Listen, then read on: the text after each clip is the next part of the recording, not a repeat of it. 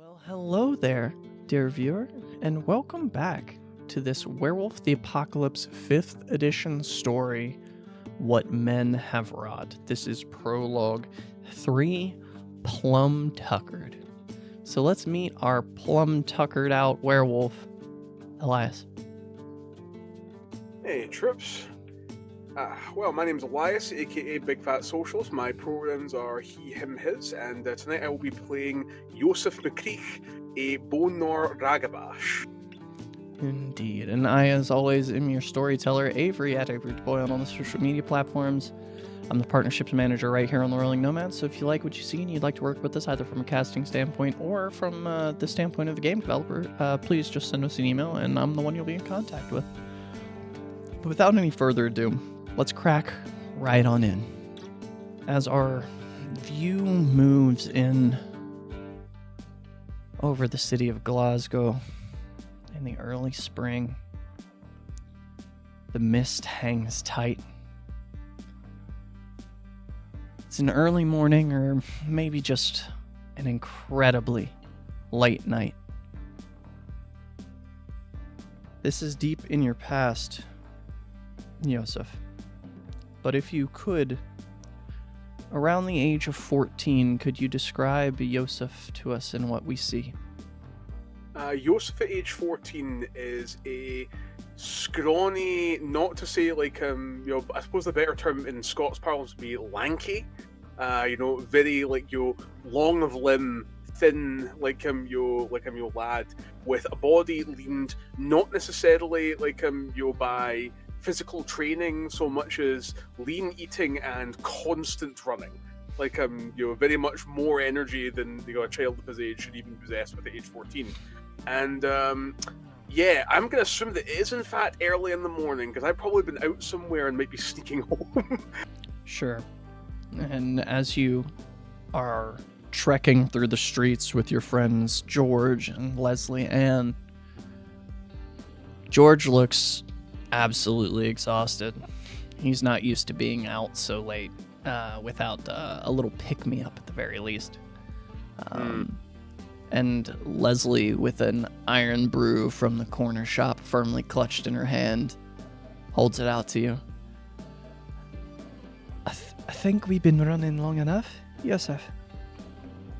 I suppose. I didn't want to cause too much trouble, but you know what, trouble seems to find me. It's like he just takes the iron brew, starts necking it from the bottle. I imagine this being the 90s, we're all sharing one because no one gives a fuck at this point. Sure. Yeah. She smiles.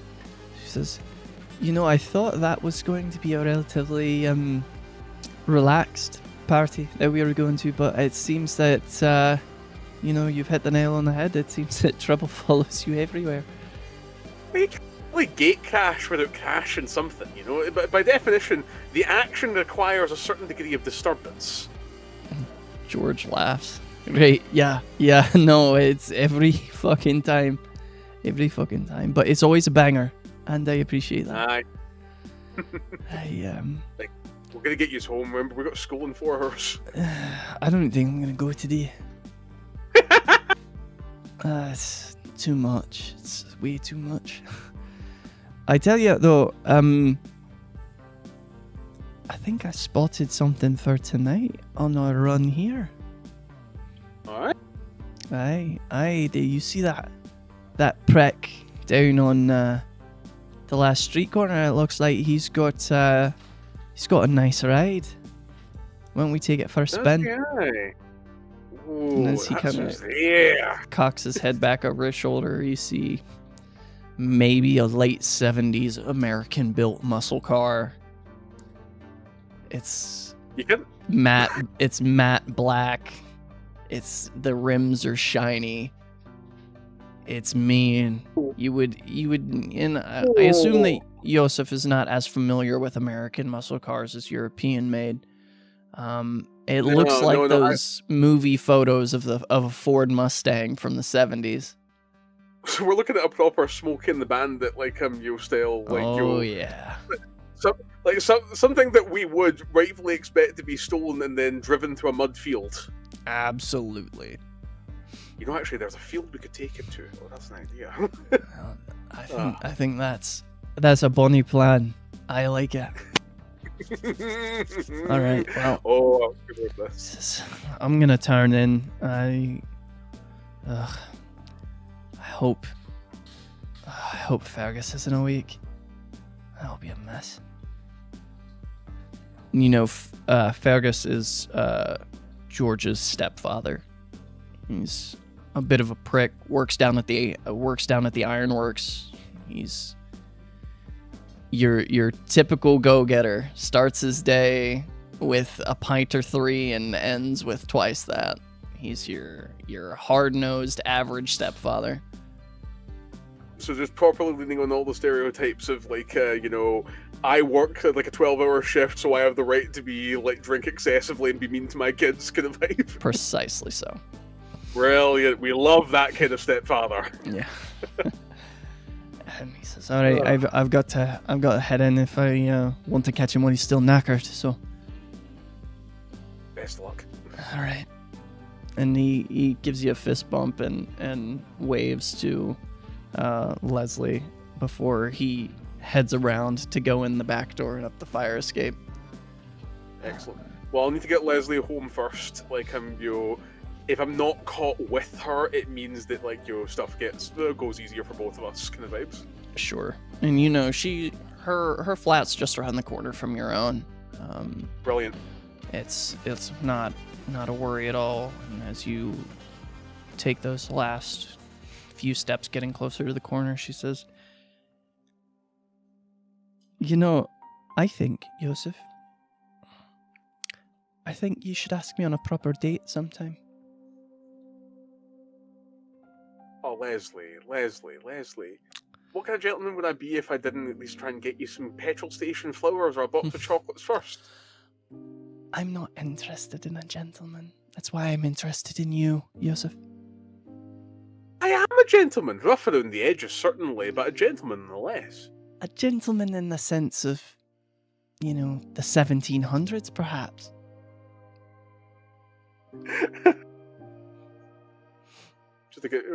Leslie, it would be my pleasure one day, dear, to take you on a date. Perhaps we should settle the particulars when we're not both sleep deprived.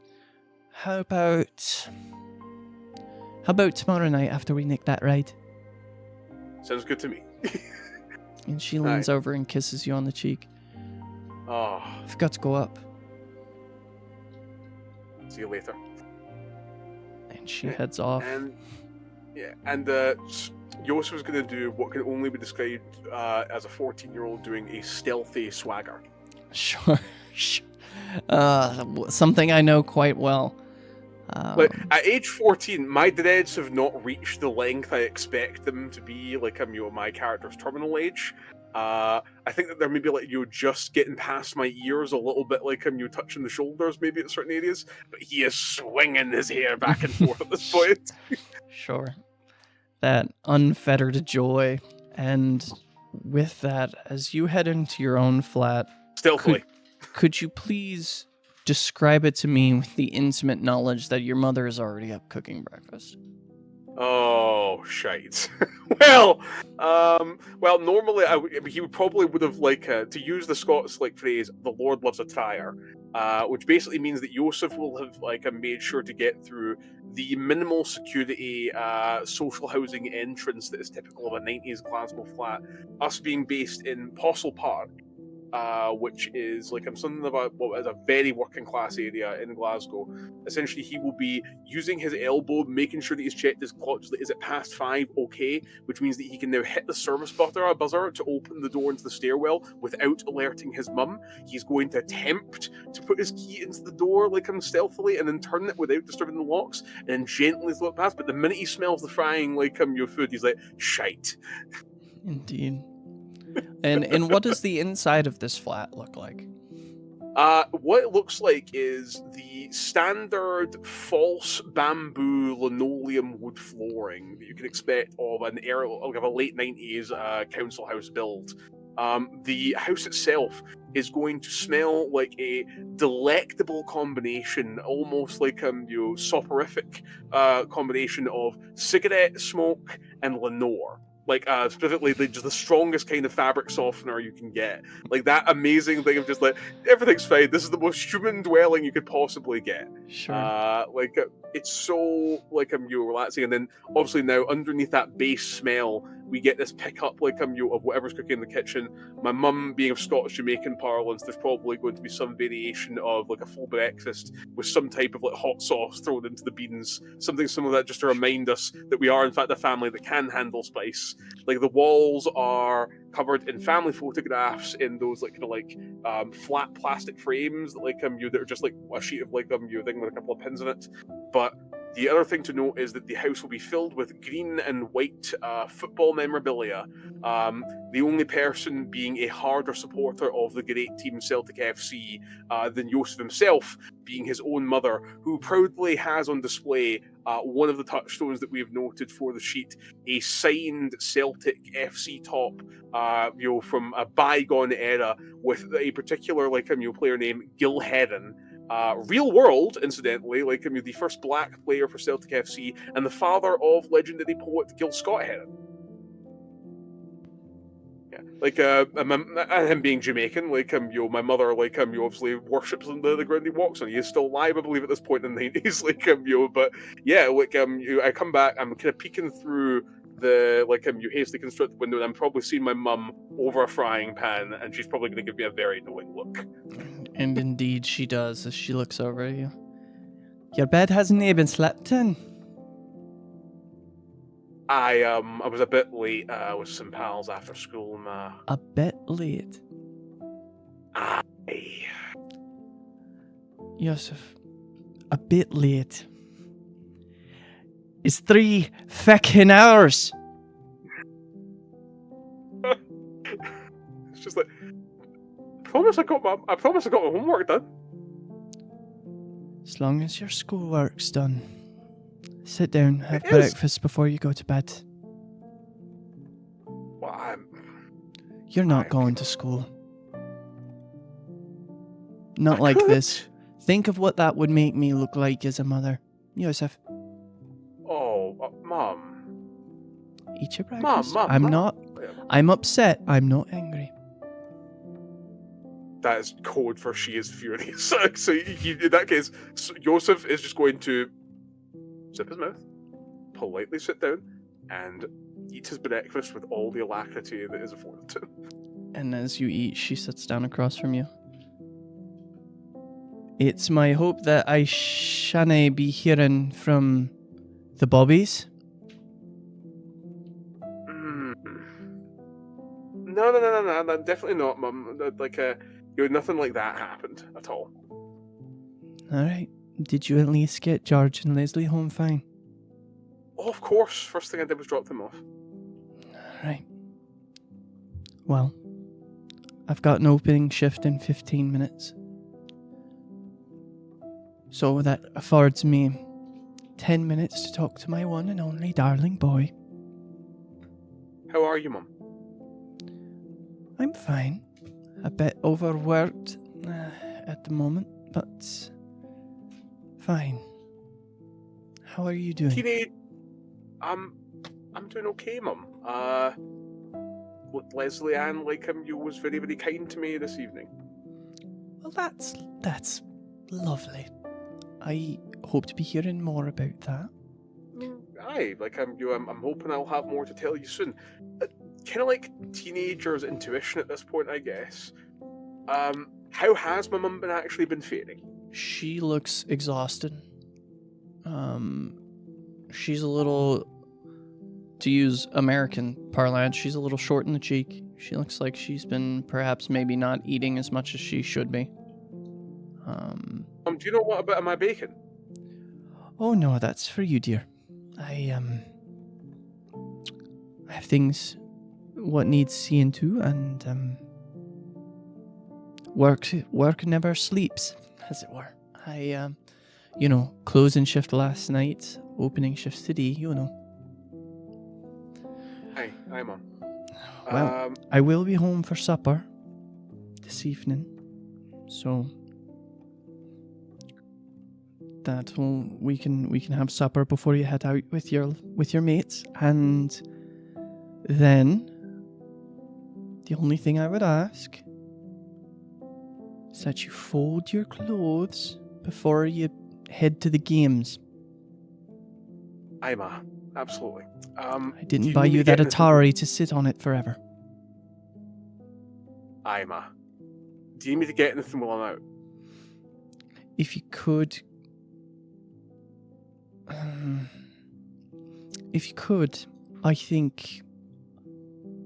think we're long due for a proper dinner. A proper supper, as it were. So... Alright, ma. Find what you like, bring it home, and I'll make you something nice. Alright, ma. You're gonna need it if you're gonna treat that Leslie Ann right. Yeah, that's actually a very good point. He still very much thinks with a teenager's brain. In his own mind, he's very much thinking, if I get a chance to go out in the rob and find something for supper, that's actually quite clever. That's eating the evidence. Sure. Aye, but he's thinking, but I also don't want to cause my money hassle. The last thing I want to do is bring home a roast joint and then get brought in for questioning while we're sitting there eating it. Sure. Sure. Aye. And but yes. She stands up and she puts her hand on your shoulder. She says, I love you, Yosef, but you're far too clever for your own good. Do you understand me? Yes, ma. She kisses you on the forehead. Now get some sleep. You're gonna need it. Alright, ma. And Yusuf will crawl into... At this point, you're still very much a child's bedroom, I think is the feeling, for Yusuf's, dwelling itself. Again, lots and lots of football paraphernalia, posters, there's maybe a wee fish tank, something like that. Yeah. And that sterile, fucking concrete, blister pack walling that is the foundation of all this brutalist architecture that makes Glasgow such an amazing landscape. Sure. And as you sit there on your bed, kind of teetering on the edge of sleep, you catch a little flash of movement near the fish tank. And you see a purely white rat run across the top of the fish tank and then stop and stare at you with its beady red eyes. Yosef, in a state of half sleep, is mostly thinking, oh shit, did they get into the flat again? And he says, hey kid, long night? Joseph seriously tries to track back in his own head if he took anything. Yeah, I mean, you maybe smoked a little bit of weed last night. Yeah, definitely nothing that could be doing. This is like that dare shit. Indeed. He says, yeah, first time's always the charm, it always gets a weird reaction out of people. I'm gonna beat the shit out of the kids that spiked my joint, I swear to God. And there was no joint spiking for you, Yosef. It's just this isn't happening. I'm not talking to a rat. This is not happening. I'm not talking to a rat. We'll be in touch. I just needed to get eyes on you. Do you need anything? Do you need some cheese or something? I appreciate it. Ask me another time. I might just take you up on it, but I think I'm good for now. The leftovers on your plate were enough. Yeah, rat bastard. That's me. I'm a rat bastard. Oh, God. So, Yosef is going to assume that is some sort of sleep-induced hallucination. Curl over and just I wasn't talking to a rat. I wasn't talking to a rat. I wasn't talking to a rat. And eventually you do succumb to sleep. It's calm. I dare I say restful. Before you wake up in the early hours of the evening. Your mother will be off work probably in about, you'd take a guess of about an hour. Okay, well, what I'm going to do is I'm going to grab a somewhat full messenger bag, full of essentially school supplies, like stuff that is lightly used, enough that it can cover certain objects if you're doing a run, for example, through a supermarket. Indeed. And as you make your supermarket run, Yosef, what are you looking for? What dinner would you like to have with your mother? Well, this is the thing. Like, I'm trying to imagine what would be a genuine feast for two people. Like, and my mum being in the way she is. I think that in a world of dreams, he's going to try and score himself either a turkey crown or a whole chicken. Those would be the two aims in terms of something that is both a feast and also something that he might feasibly be able to put into a messenger bag and get out with care if he was lucky enough. But at the same time, there's another priority in this run. The other priority, of course, being that he's expected to you'll go on this wee joyride with George and with Leslie Ann, and it might be prudent, nay, it might even be considered good form to bring some bevy, like some type of alcohol with me. The only issue being that age 15, I might not be able to successfully pass an ID check. So the question becomes, do I want to buy the chicken and steal the booze, or do I want to steal the booze and buy the chicken? No, I don't want to steal the chicken and buy it. You get what I mean, yeah. I do. The classic conundrum. Yeah. Either way. We also need to get something for Leslie Ann. This is true. Oh. I mean, I suppose the real question is, how much money do I have? I imagine not much. No, not much at all. Definitely, you have enough money for one thing and accoutrement, and definitely not all of it. Either way, there is going to resort to some sort of larceny here. Well, in that case... And I think what I'm going to ask for, because it seems that you're getting very heady with this, you're trying to plan as best you can. In a very strange turn of events, I think I'm going to ask for an intelligence and larceny roll. Oh, I got 6 for that. Oh, but I also didn't bring my physical dice, which was probably silly of me. Would you mind rolling for me, Storyteller? I surely would not. And as you have no rage yet, this will be 6 regular dice. Excellent. So let's see what we're cooking with here. Wow. Come on. Okay. So that is 6 successes critical.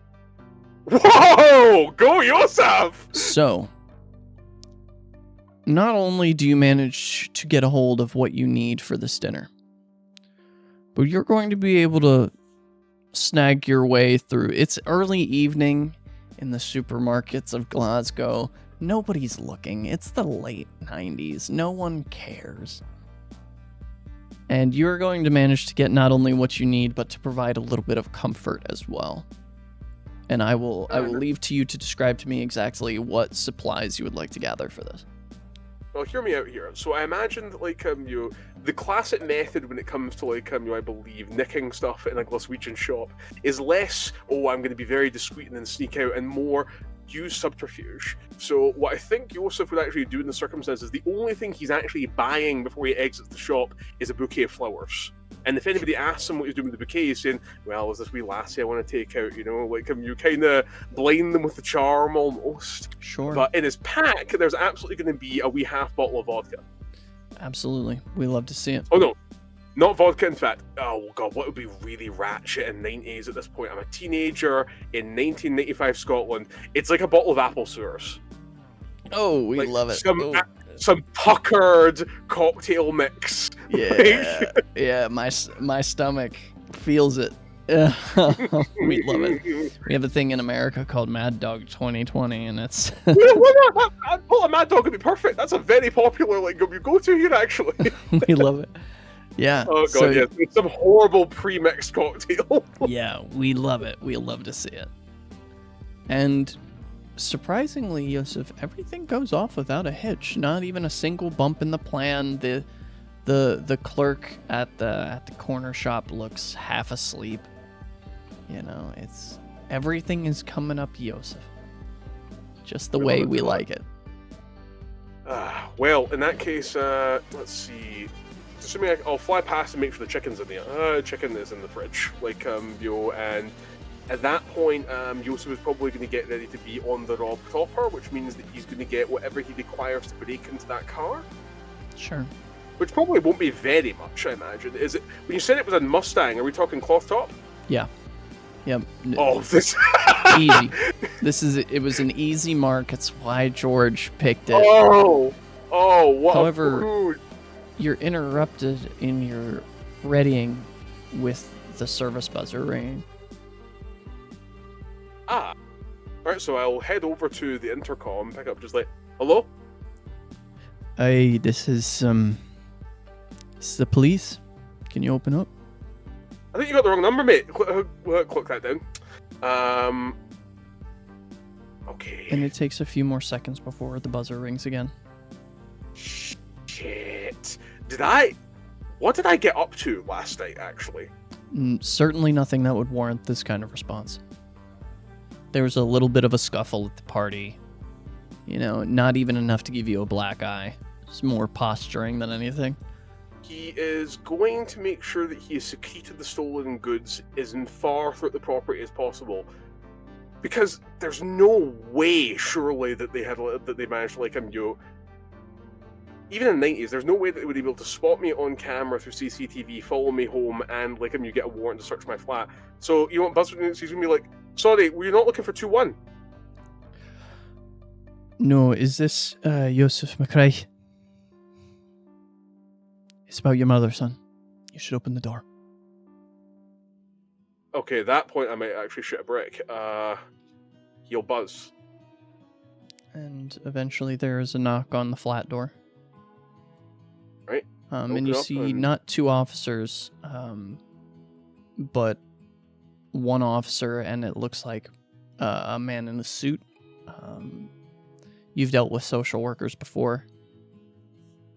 Oh, shit. What's happened? I'm Officer McCreary. It's nice to meet you, son. Your mother, she collapsed at work. We can give you a ride to the hospital. Hey, can you give us a minute? Take the time you need. You should grab your mother a spare set of clothes. Aye. Yosef, at this point, he's dealt with his mum potentially being, sick before. He's never, had to, pack for a hospital visit, so he's, just getting a bag, and then he's going to be sticking in some loose clothes. He's going to be, grabbing a few toiletries, a pack of cigarettes from, your bed, your side table, that kind of thing. Just anything I think that she might, need, quote-unquote. Sure. And I suppose the other thing he'd do that was smart would be he'd leave a message for his Aunt Jeannie. Sure. Just to let her know something's happened. Perfect. Yeah, but then I will go with this police and the social worker, then And the next few months go by kind of in a blur, Yosef. Of course, when you got to the hospital, they told you your mother had gone to stage 4 in her cancer that had metastasized into her brain. That she didn't have a lot of time left. You spent what time you could with her, but when we catch up to Yosef 8.5 months later, here you stand at her funeral. Yeah, I imagine we find you outside, maybe. Your Aunt Jeannie's definitely inside, and her husband, Marcus, stands outside with you. He's a German expat. He looks over. I'm very sorry about your mother. She was kind to me. When I first came here, then I did not speak much. I would not do you the disservice of calling the language that you speak English. Out of character, above table, ha. Care for cigarettes? He is like 60 at this point, but yeah, without even acknowledging the fact that it's weird that this man is offering a much younger child a cigarette, he takes one. Where I come from, it's not as strange for a 16-year-old to be smoking cigarettes. We are known as something of a smoker's haven. And I think you need it more than anyone else here, unfortunately. Your aunt, she is in shambles, but I think she understood more, perhaps, than you did. And your mother's disease progressed quickly. I'm so sorry.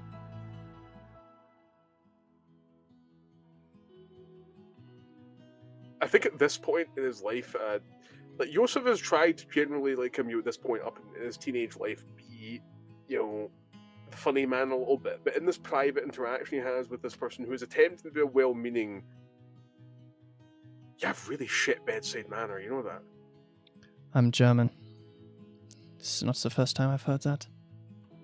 I just try to say what I mean, and I don't adapt to the context. Thank you for the cigarette.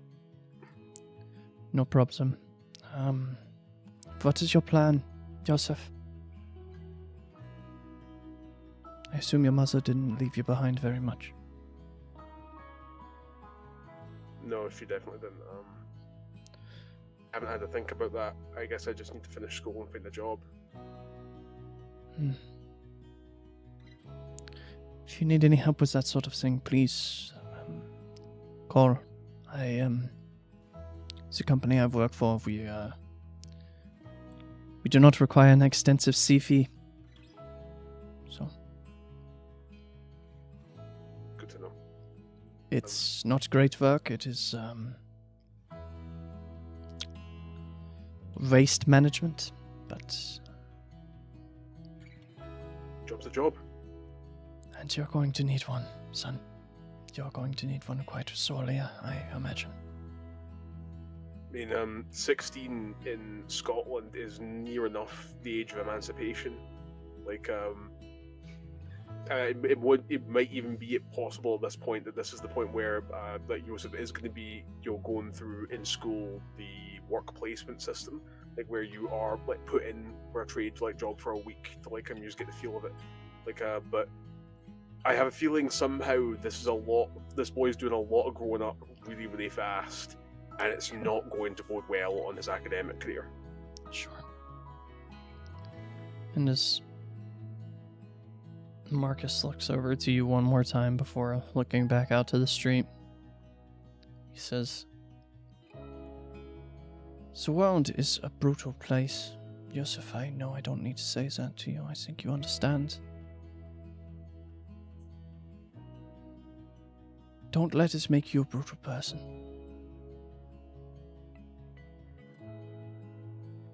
That was in all of the speaking I did with your mother when you were very young. That was her hope for you. And I knew your father, Joseph. And it is my great hope that you do not become like him." Like, whenever Joseph's father has been mentioned in the household, or whenever Joseph has been curious about his father, his mum very extensively shut that conversation down. I don't even think Joseph knows the man's name. So this mention to him at this point feels raw, quite certainly. Like, whenever the man was spoken of, it was twinned with the devil. Like, so Joseph is hearing that and he's internalizing it, and like, it's hard to not become the devil when you don't know who he is or what he looks like. Sure. If you would like to entertain that conversation with Marcus, you certainly can. No one's rushing you to go anywhere. The speaking portion of the funeral has already happened, and this is the part where people say their last goodbyes. Does she not want me to know him? What is the phrase that she would say about him? He was a proper mean bastard, I believe was the term.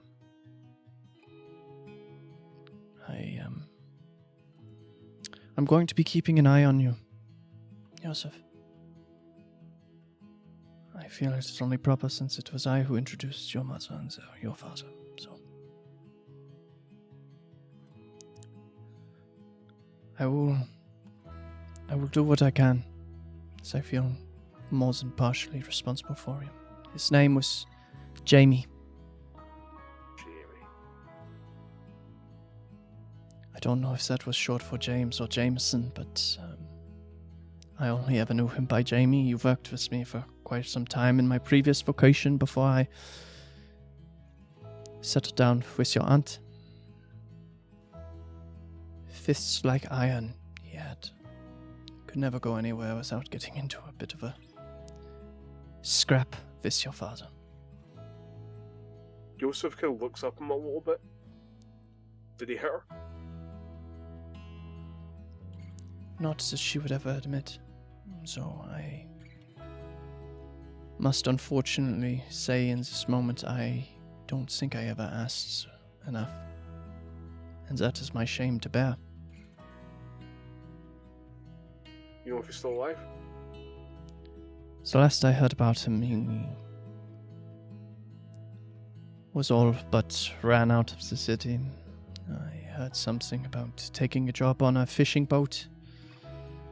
And then I never heard from him again, and that was...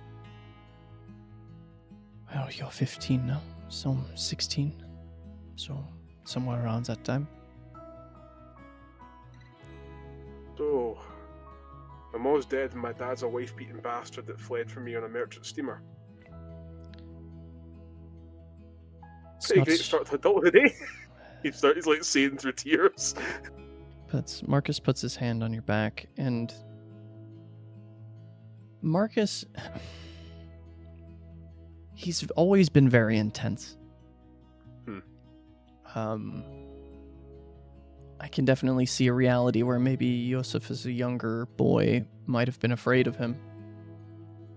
He's quite physically imposing. He's a large man with very intense eyes, short cropped hair. He looks like those military posters that you've seen in movies in the United States. I mean, you have to be to work in waste management. It's a tough gig. He says, "It is not about the cards what life deals to you. It is about the games that you play, Joseph. And I get the impression that you play the game to win."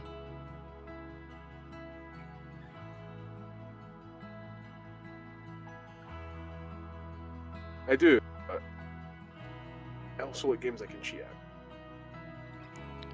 I don't believe that cheating should be demonized. Why would you ever take factors to not ensure your own victory when you can? Jesus. 16.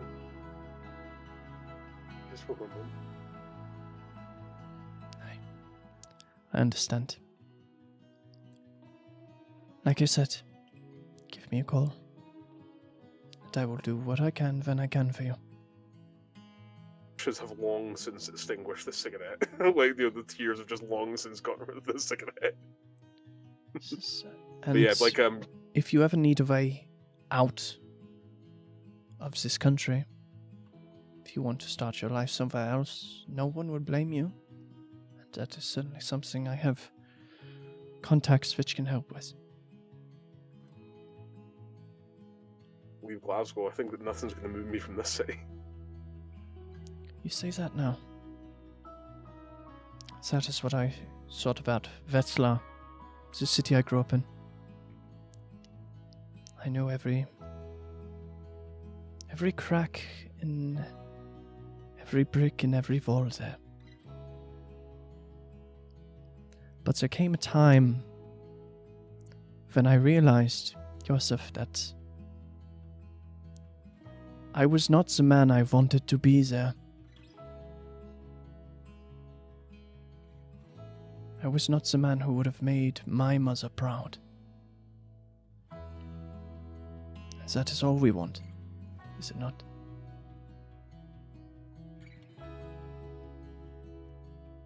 Aye, that's fair enough. Now, you are 16, so they will be putting you in some sort of foster situation for at least a year, I assume. I'm debating whether or not I want to go for the whole emancipated minor vibe or chill with like my Aunt Jean if she'll have me for like a year, or I don't know, I'll find something. Of course, Jeannie and I would be happy to have you, but the social system has its own language. Aye. I'll be fine. I mean, after all, like, 2 year. Can't get that rough, aye. That is the hope for you. Aye. Dream bigger, Yusuf. Your mother would have wanted that.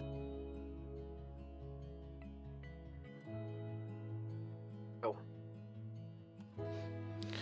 Now I have to go. Your aunt is a mess and is going to be, I imagine, some form of hysterical when they try and move your mother's casket, so I need to get that situation under control. Yeah, they'll probably want me for bear the pole. Aye. Well, I'll let Marcus head back in to console Aunt Jeannie. I guess it's just me among the tombstones for a little bit. Indeed. As you stand over those tombstones, Yosef, in whatever manner of silence or speech you choose, a magpie comes and lands on the tombstone of your mother. Just turns its head to look at you. Magpies are creatures of strange superstition in, like, the British Isles. Like, there's a little rhyme about them. Like, 1 for sorrow, 2 for joy, 3 for a girl, 4 for a boy. They're said to be creatures of fate. So, the fact that there's a magpie on my mother's grave very much denotes sorrow just now. Just turns its head and it's so queer in this moment. It just watches you. It doesn't look afraid of your proximity to it in any way, shape, or form. I think it might bear noting you've never really been watched by an animal like this. You feel like it truly sees you and maybe has some sort of understanding of what you're feeling. It's odd. Good morning, Mrs. Magpie. And it clucks at you and snaps its beak and kind of droops its head. He'll tentatively reach out. You maybe get like a little scratch, behind the back of its head, that kind of thing. It leans into the touch for a moment before ducking its head again and just kind of looking you over before it flies away.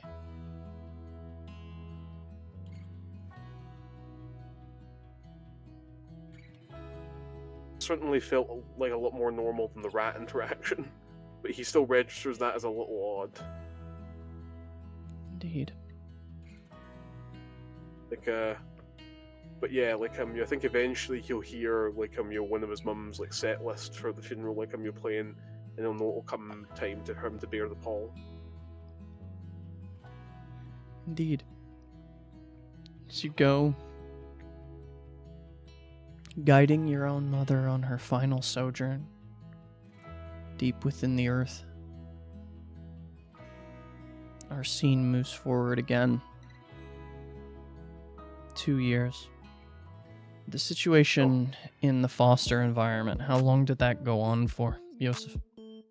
Well, like I said, emancipation was probably as good get to there. If it was impossible through the social care system for him to be with his family, then he would have wanted to become as emancipated as soon as possible, which means that he probably would have tried to leave the foster care system pretty much starting age 17, whether he would have done so successfully is a different ballgame, because you then need to prove that you're decent enough in school, that you're capable of finding a job and sustaining yourself before the Department of Work and Pensions, social housing, etc. will help you find a place to land on your feet. So yeah, I imagine that this has been a rough year and a half or so, because he's basically just trying to make something out of himself while also dealing with the grief of his mum's passing, about the fact that like he still has this urge to go out and like impress his friends, like really play up that he is like still laughing it off. And I think what we see, unfortunately, is Yosef being one of those children who fell through the cracks of the system. Life on the street, more than likely. I think maybe even being in proximity to some dangerous substances being peddled your way.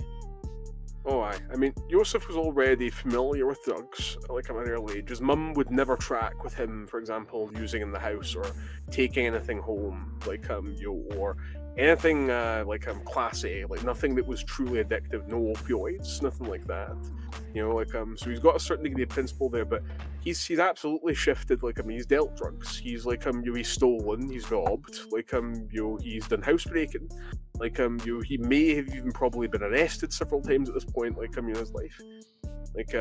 While he was in foster, that was almost acting out behaviour, but since possibly getting out of foster or even losing the care of a foster home, it's probably become a mode of existence, which is not great necessarily in terms of his interaction with his aunt and the rest of his family. Sure. And over time and over the stress of living from the street, that contact you had with Marcus fades. And it's early in the evening, in kind of mid-October, cold rain. As you stand by the corner, that you see a familiar face that you haven't seen in years. You see Leslie walking down the street. Shit, I try and play it cool. She has some of her it seems like work with her, a camera, a notepad. It looks like she's taken an interest in some kind of journalism, perhaps. Okay. She looks up to you. Well, she says, Yosef? Leslie Ann, how you doing, hen? I tried to find you. They wouldn't tell me what home you'd been placed in. Oh, I mean, honestly, you wouldn't even want to deal with me. That's an absolute tip for the last year and a half or so. Look at you, what's this college, uni? What's the score there? I'm a journalism major in uni. Good on you. Can I take you to dinner? You know what? I would assume that I might have had an engagement tonight, but I think I found myself with an evening free. I would love for you to take me to dinner, if you're offering. You do owe me a date, after all. That I do. Funny story. As he's going to I had actually nicked you some flowers. She smiles and looking walking along. Loops her arm inside of yours. And as you sit down and catch up over dinner, it's... How much of your situation do you actually tell her, Yosef? There's a certain degree of frankness that comes with living in a working class area in Glasgow.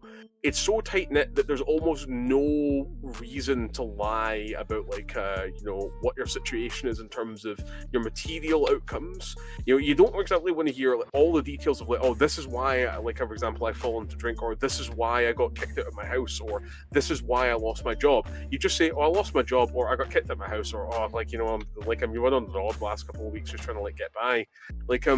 Essentially it's just I'm not bemoaning in the situation, just this is what it is, and he's trying to basically do this as part of the standard, playing up the happy camper, the jovial clown, nothing can get me down kind of vibes. When I'm talking about my mum, the emotions are obviously going to be present. It's just too hard for it not to be even a year and a half into this. Sure. But yeah, I'm being frank with her, about what's going on with me. And about halfway into mains, she looks up to you and she says, why don't you stay with me? At least for a while, so you can get back on your feet, and then we can Leslie, revisit you can things. handle me. You say that, Yosef. But I think I've got a handle on you. Yusuf will take her up on the offer for a place to kick his feet up, crashing. At least it's very nice to reconnect with Leslie Ann. At this point, he's beginning to see himself as a nuisance to certain respects. Sure. This is a chance to connect to a time in his life when his mum was present, when he was happier, when he had less concerns. Sure. I think he would actually jump at that. He's still wanting to steal a car. And she smiles. No, I have one of my own now. Oh, aye. You can drive it when you like. It's nothing special, but it's enough for me. Well, I've been meaning to get my license.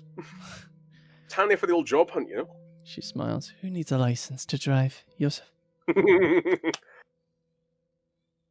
And as you carry on with the pleasant dinner, we'll go forward just a little bit more. Another 2 years. And I have to ask, Yosef, how romantic do you think the relationship between you and Leslie becomes? I think it has very much gotten into sickly childhood sweethearts level of a relationship. I think that it's like a bed table filled with mixed artifacts of both of our lives. Is there at this point. She's out doing her own thing. I'm doing nothing that's gonna stop her. I don't take any of my own nonsense home.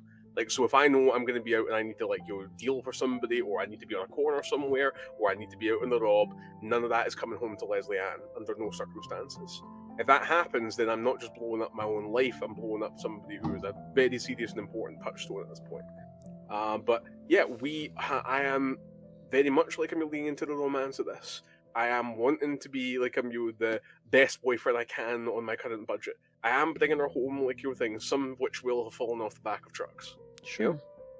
Sure, and she does her best to hook you up with these sort of odds and ends jobs. None of them ever last very long, but at least it's something to keep you out of that environment for as long as she's able. It seems like through her new venues of journalism that she's made some contacts, and she can get you on in day work in multiple places. She can get you on in short-term contracts, little things that That's pay good. cash money, and you walk out the door. I mean, he is very much a cash in hand kind of guy. Lines of credit don't necessarily exist in his name. A lot of the bills are going to be in hers, that kind of thing. Yeah. And I think as we catch up with the two of you walking home from another dinner at the Indian place around the corner, says, I really like what they do with the naan bread there. It's Oh yeah. just fluffy enough. It is. I mean, you always go for the Peshwari naan, which I can't stand because it's sweet. I know coconut's good, but coconut and chicken just seems weird to me. And I say that as a Jamaican, and you're so sweet. You always have to get the rose water naan. The rose water naan is good though. It's an aroma. You're an aroma, my dear. Mm. She kisses you on the cheek.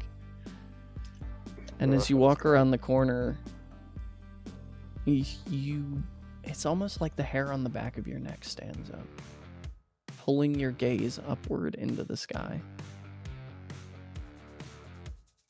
And the moon is just the smallest sliver of a crescent.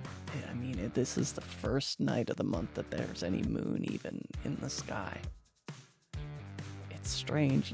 I don't think Yosef might ever even be able to recall when he's seen the moon this thin.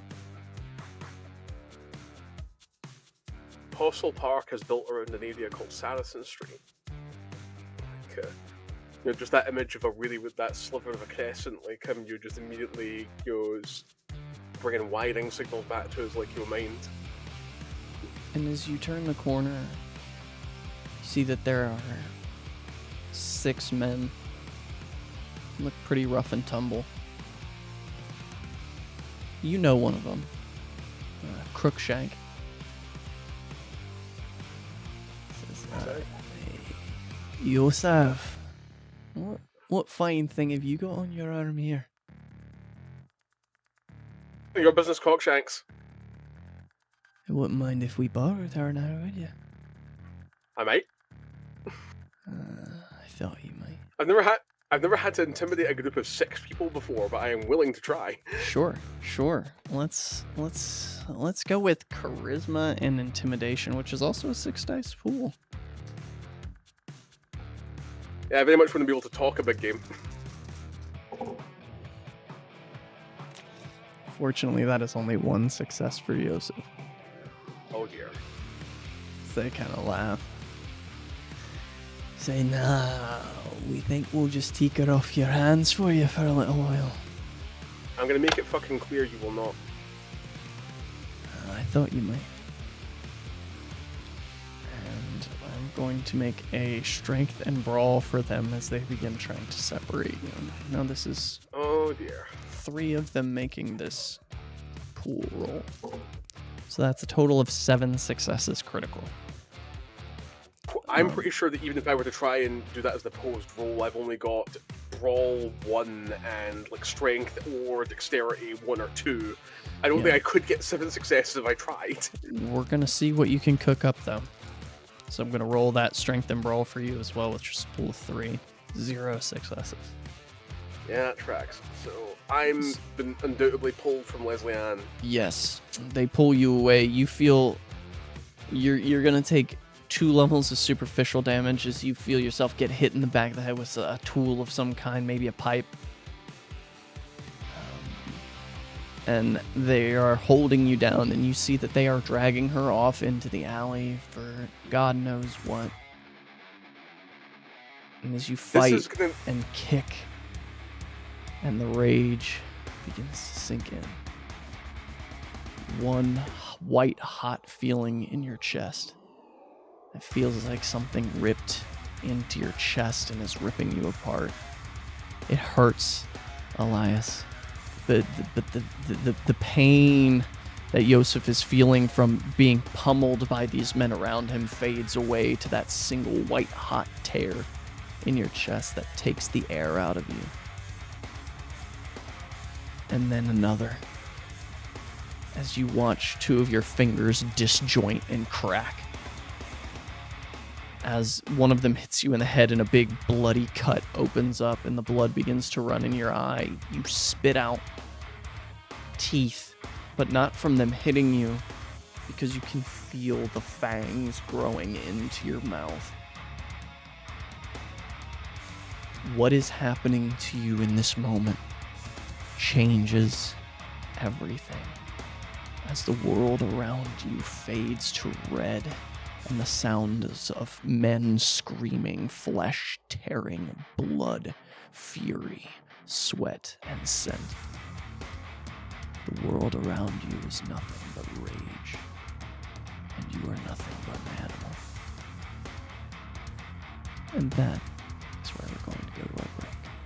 I'll see you on the other side, dear viewer. Well, welcome back, dear viewer. And as we catch up with Yosef, you find yourself laying in the park. The sun hasn't fully risen yet, so it's cold. The mist hangs heavy. You feel the blood caked on your body. It's gone. Whoa! The wounds that you suffered are healed. And you see that there's a knocked over trash can and a mostly eaten chicken burger from a shop kind of almost hanging out of your mouth as you pick yourself up. Oh no! And you see what looks like almost like the shadow of where a fox should be. But the outline of it glows golden. And with it, is a magpie. As Fox turns its head. Take it easy now. You had a rough first change. First change? Yeah. Welcome to the other side. You're a werewolf, buddy. What? And Magpie chirps in. Oh yeah, you're a werewolf now. But don't worry, I'll stick with you. I kind of like you, kid. Well, let's just back up this for exactly 30 seconds. What the hell do you mean I'm a werewolf? And Fox smiles, his teeth glowing that same gold. I mean, you call yourselves Garu, but werewolf will do just fine. Do you think that that's generally what I was hung up on, was the nomenclature of this? Well, being the cusp of moons you turned under, I was hoping not, but it seems like that's where we are. Okay, I'm almost turning to the magpie as though it's going to be the voice of sanity. I'm sorry, is he not getting that I don't understand what any of that means? Also, why am I talking to a bird? I'm not. Why can you talk? I'm not a Why am I bird. covered in blood? I'm a spirit. A spirit. And so is he. He is Fox, and I'm Magpie. Sorry about your mom, kid. I tried to be there, but you weren't ready to talk yet. But now you are. You changed. Is this my blood? Please tell me this is my blood. No, you killed those men. Rather viciously, I might add. What? It's okay. Fox covered it up for you. Fox smiles. I am something of an expert in cover-up jobs. Are you seriously... So to clarify, I just woke up with half of a rancid, bog-standard Glaswegian takeaway chicken burger in a bin in... Looking around... Wait, is this like... You said it was a big park, right? Yeah. This is Queen's Park! You're telling me I'm a werewolf and I'm in Queen's Park coated in the blood of 6 men? And naked. Don't forget naked. Oh shit, I'm naked. We should get some clothes for you. I would say you could take some clothes from those guys that you killed, but you tore them up rather good. Where's Leslie Ann? She ran away. And Fox looks at you. There's something that happens to humans when werewolves change. It's called the delirium. She won't really be able to remember what happened, but she's not going to be totally whole anymore. What the fuck are you talking about? She won't be whole anymore. What is that? It breaks their minds to see men turn into wolves. Don't worry. First of all, I'm not them even to ready the to bring hospital. She went to the hospital. Did I hurt her? No, she's fine. And you killed the men before they could hurt her too badly as well. In the grand scheme of things, it's a great mercy. Gaia chose you at a good moment. What the fuck is Gaia? The Earth. What, like... Your mother. All of our mothers, actually. See, kid? Listen, mate, my mum is buried in a, your plot in the southern necropolis. Yes. Your human mother, the one that bore you hence. I know. I was there when you buried her, keeping an eye on you. Magpie told me where to find you. Magpie's a good friend.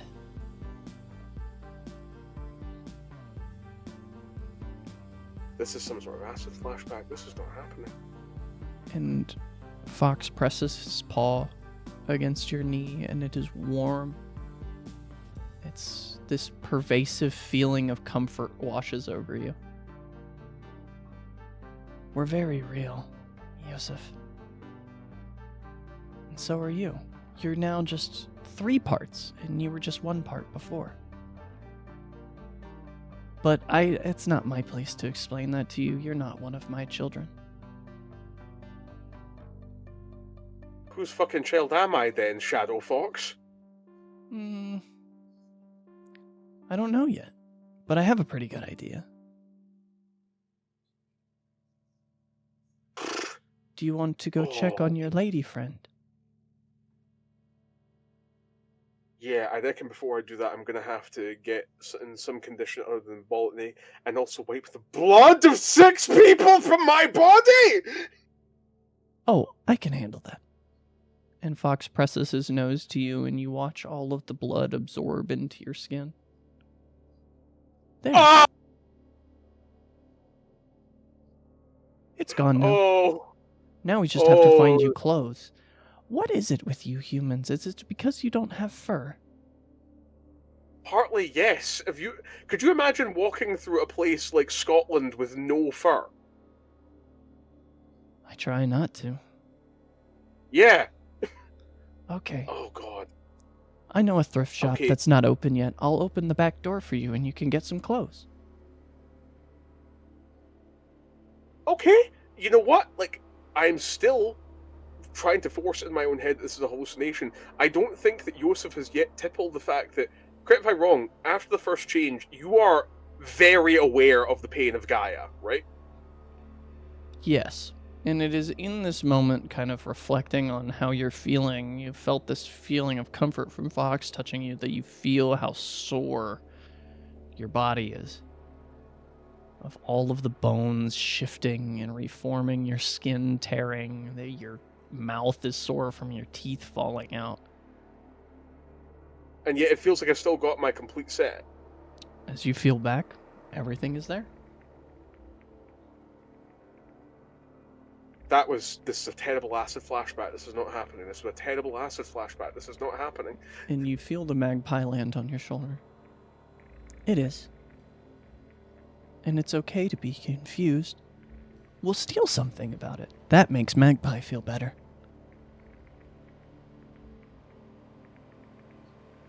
He registered up to the okay, talking Magpie spirit, enjoy is a bit of a kleptomaniac, that's to be expected. Aye, okay, cool. I have something for you. But we have to go see your lady friend first. Aye. It's probably the last time you'll be able to see her for a while. At that, he almost stops and turns to the spirit in question. What the hell does that mean? Garu are Gaia's heroes. You have a war to fight. A what? Oh yeah, it's a whole mess. But don't worry, Magpie will get you through it. We're friends now, Yosef. Don't worry!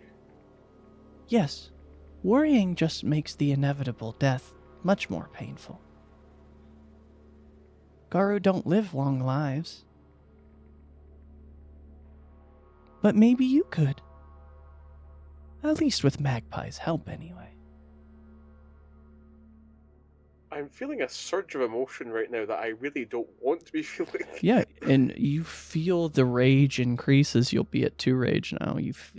And that's when it hits you. You thought maybe it was just the confusion of the situation, but you now feel this deep, primordial fury boiling inside of you. You're telling me this doesn't stop? No.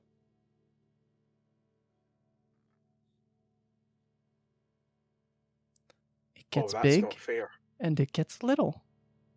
But it never goes away. Oh, that's not fair. That's not fair. Why me?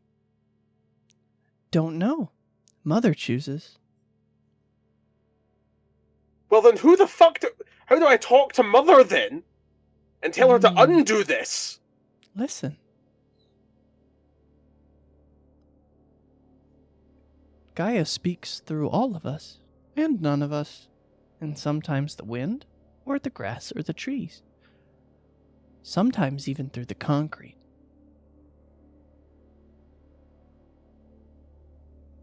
Come on. You're going to freeze your little wiener off. Oh, God. Not that little. I mean, like, he'll slink through the alleyways as best he can to the back of this, like, your charity shop that Fox mentioned. And as you get to the back of this charity shop, Magpie leans down off your shoulder and says, "Open! Open!" And you see the lock click and move, and the door swings open. Ta-da! That's impressive. I can teach. Right. I'll remember that for later. Either way, like, priority number one, Yosef's just trying to get the most oversized clothing he possibly can. Like, Sure. He's now thinking Hulk logic to a certain extent. Yeah, absolutely. Easily enough done. You find a set of oversized clothes, some shoes that fit. And it's funny, as you look up at the camera in here, you see that there is a thin white film over the lens. Fox says, "You like that? That's one of my special tricks. I don't like the Weaver's eyes on me. Who the hell's the Weaver? She's the mother of all technology. Stasis, making things stay the same. One of the great three, called the Triad. But I can't explain that to you. That's for other Garu to explain. I'll take you to some. Just not right now. And I have to warn you, Yosef. My help doesn't come without a price. I need you to do something for me. And I'll be there with you the whole way. I might trick you. I am Fox, after all. But you changed under the one moon that is my favorite. The Ragabash, the new moon. You are a trickster too.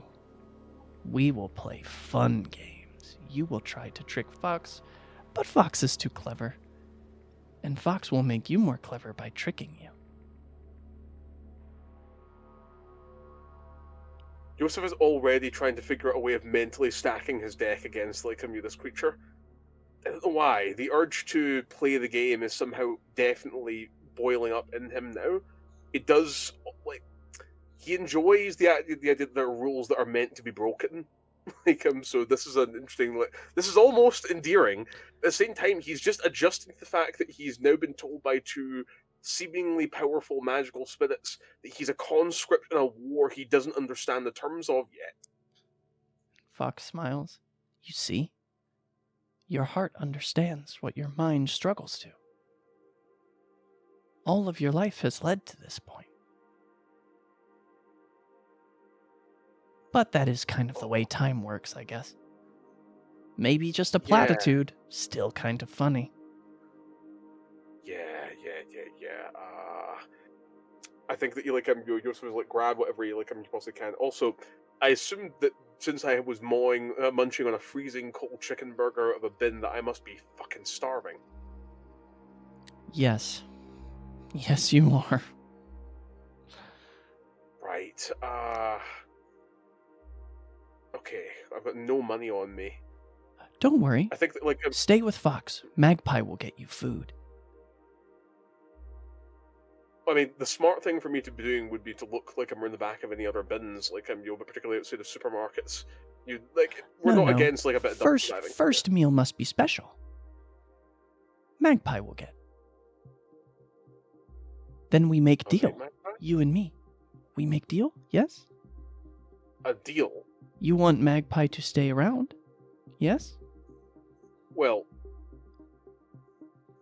you want Magpie to teach gifts? To teach tricks? He is contemplating that offer and then basically thinking to himself, you're really, really you're a fish out of water right now. You have no understanding of what you've now gotten into, assuming that this isn't in fact a giant flashback. He has no choice but to kind of go for what appears to be the most benevolent actors here, which is, for the time being, the Fox and the Magpie. So, yeah, he'll be like, okay, you get me some food, we make a deal, possibly talk about exchanging of these tricks. That's a great starting point, Magpie. Yes, more than most get. Great. Great. Well, he'll try and abscond somewhere where, like, before, like, any charity workers come by and discover him, like, changing clothes, or rather, not changing clothes. Yes. And Magpie flies off through the back door. And Fox walks with you. He says, You will not be able to get very close to her. Just see her. She's okay. Physically. It is the burden of your species.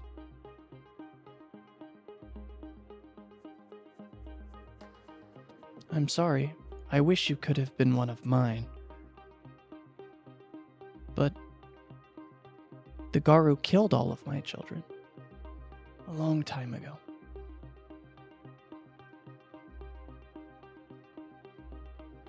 So, is there some sort of, like, ancestral grudge thing going on? I don't keep grudges. I get even. But you're going to help me with that. I told you I needed something from you. I need you to fill the debt for me, Yosef. You need to fulfill a debt. Yes. And when you see me again, after today, of course, and the journey that we have to take, when you see me again, I will call on you to go to a place and fill that debt for me. And the price is the exchange of all of this knowledge that I'm sharing with you.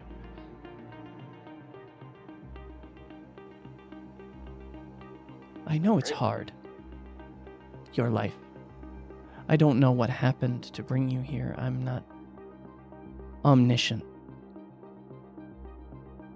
I don't know much about you, honestly.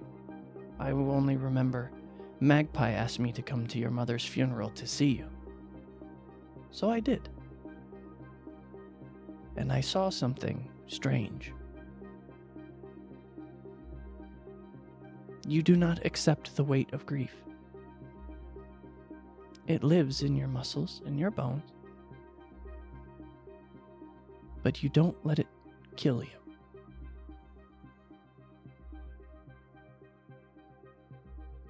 It could have, you know. Grief has killed a great many humans. I guess it's easy to substitute grief for anger. But you didn't show very much of that either. Until your change, anyway. That's what makes you special. You live. I won't get to live very hard if I'm going to be a soldier in a war, though, will I? I imagine that it'll be regimented and there will be hierarchies and rules that need to be obeyed and strictures and codes of honor.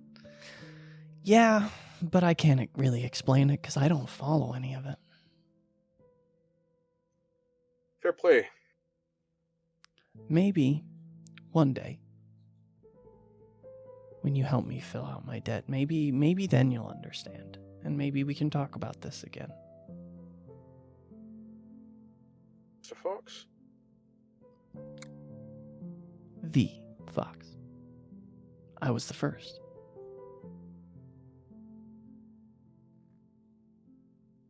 You'll be joke as we're traveling along. You'll be like, so you haven't heard of Roald Dahl, or anybody like that? You wrote a book about you. I think you'd enjoy it.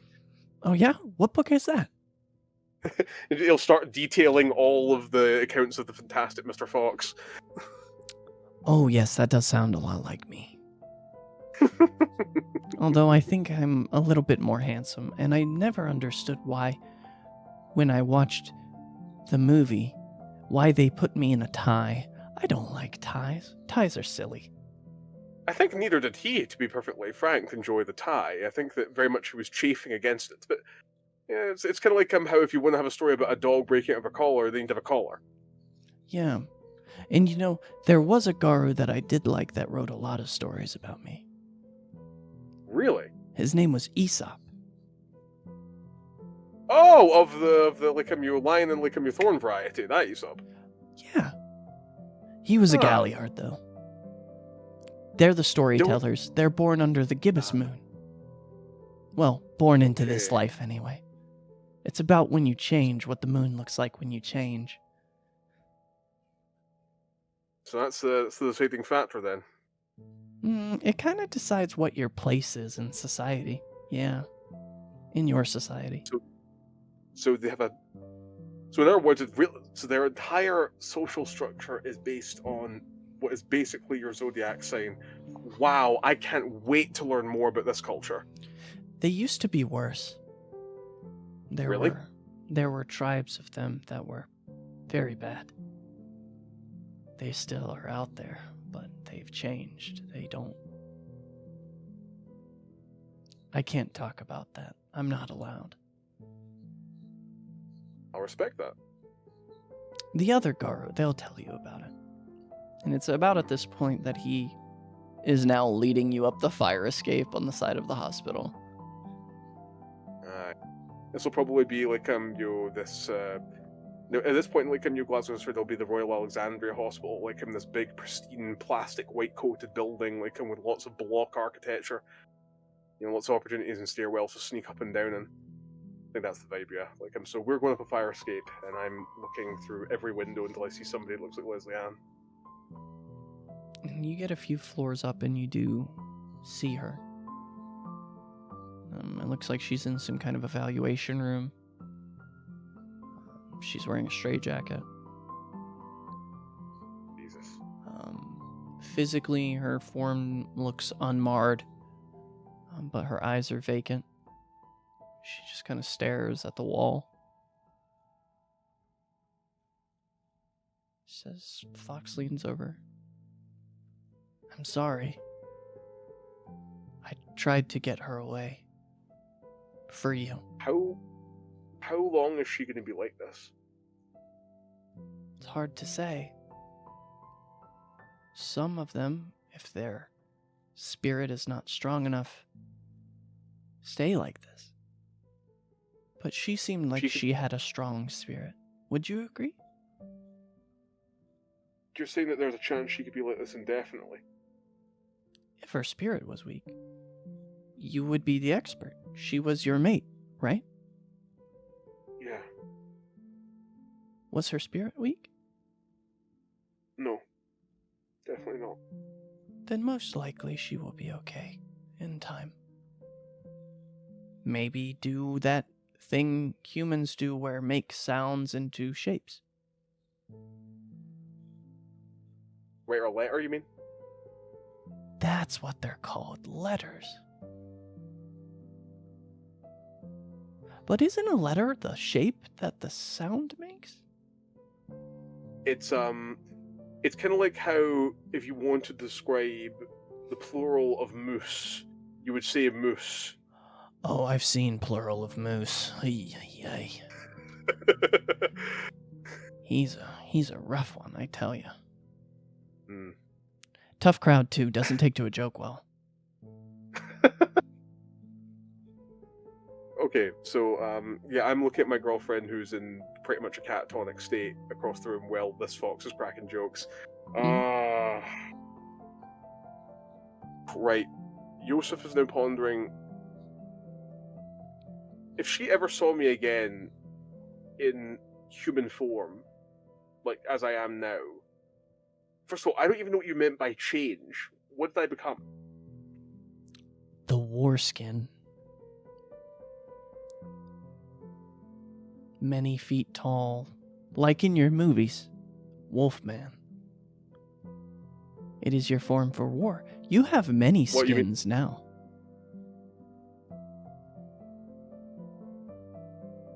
So to clarify, is there such a depiction that exists like in the world of I know that we out of character would have a lot of ideas of what a werewolf might look like but when he says like Wolfman, I'm imagining like B movie, like Sure, I think that's a fair approximation. That doesn't sound like something that would leave my woman in a catatonic state, though. Here. I will touch my nose to your forehead, and you'll see what I saw. Sure, that's a great starting point. And he presses his nose to your forehead, and you see an 9.5-foot tall, fur-bound man-wolf, Krenos werewolf, tearing a man to pieces. You see your hand clamps around Crookshank's head from behind, the claws digging into his eye sockets as you peel the top of his head like it's an old beer can. So I'm now seeing this, and then I assume the flashbacks from a first-person perspective are going to be absolutely brutal. Yeah. And then he pulls his nose away. Okay, that's probably... I can imagine that sitting my girlfriend into a catatonic state, aye. And then there is the Glabro skin. I think you call it caveman. Big, muscly, sloped brow, very strong. Stronger than man, but not too much wolf. That's my 1940s Wolfman, then. Cool. Yes. And then there is Hispo, the direwolf, like Game of Thrones. You know Game of Thrones? I enjoy George R.R. Martin. He writes very well. Okay, that's context, alright, okay. And then, what is this? What is baseline Hamid. me? That is Hamid. your native skin. Hmm. There are some of you that are born as wolves. Oh, fuck off. That skin is called lupus. Oh, I can become a wolf? Yes. Oh, there's a lot to take in. She's 20 feet away. I need to leave before she turns around and sees me and then breaks into some sort of like additional thing.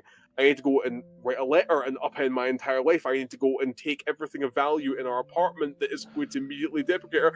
Oh, God! Yeah. Maybe we just sit for a minute. I wouldn't mind just... He's just going to keep focusing on her. If she gets taken out of the room at any point, that's when he'll leave. And eventually a doctor does come in, and a nurse, and they treat her very gingerly as they pick her up and move her out of the room. You get the distinct impression that she'll be in good hands here. Fox says, "Time to go, big shot."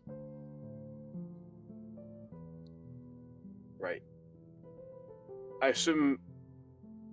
as Yosef will have done something smart, like we might know, for example, where the spare key to the flat is kept. Sure. Yeah. So, in that case, shitting fuck, where do I even go from here? I've killed 6 men. I know that Fox has covered it up, but like, or at least that's what he's told me. Fox if says, this is really happening... I will take you somewhere. I will take you to other Garo. And then, maybe in the future,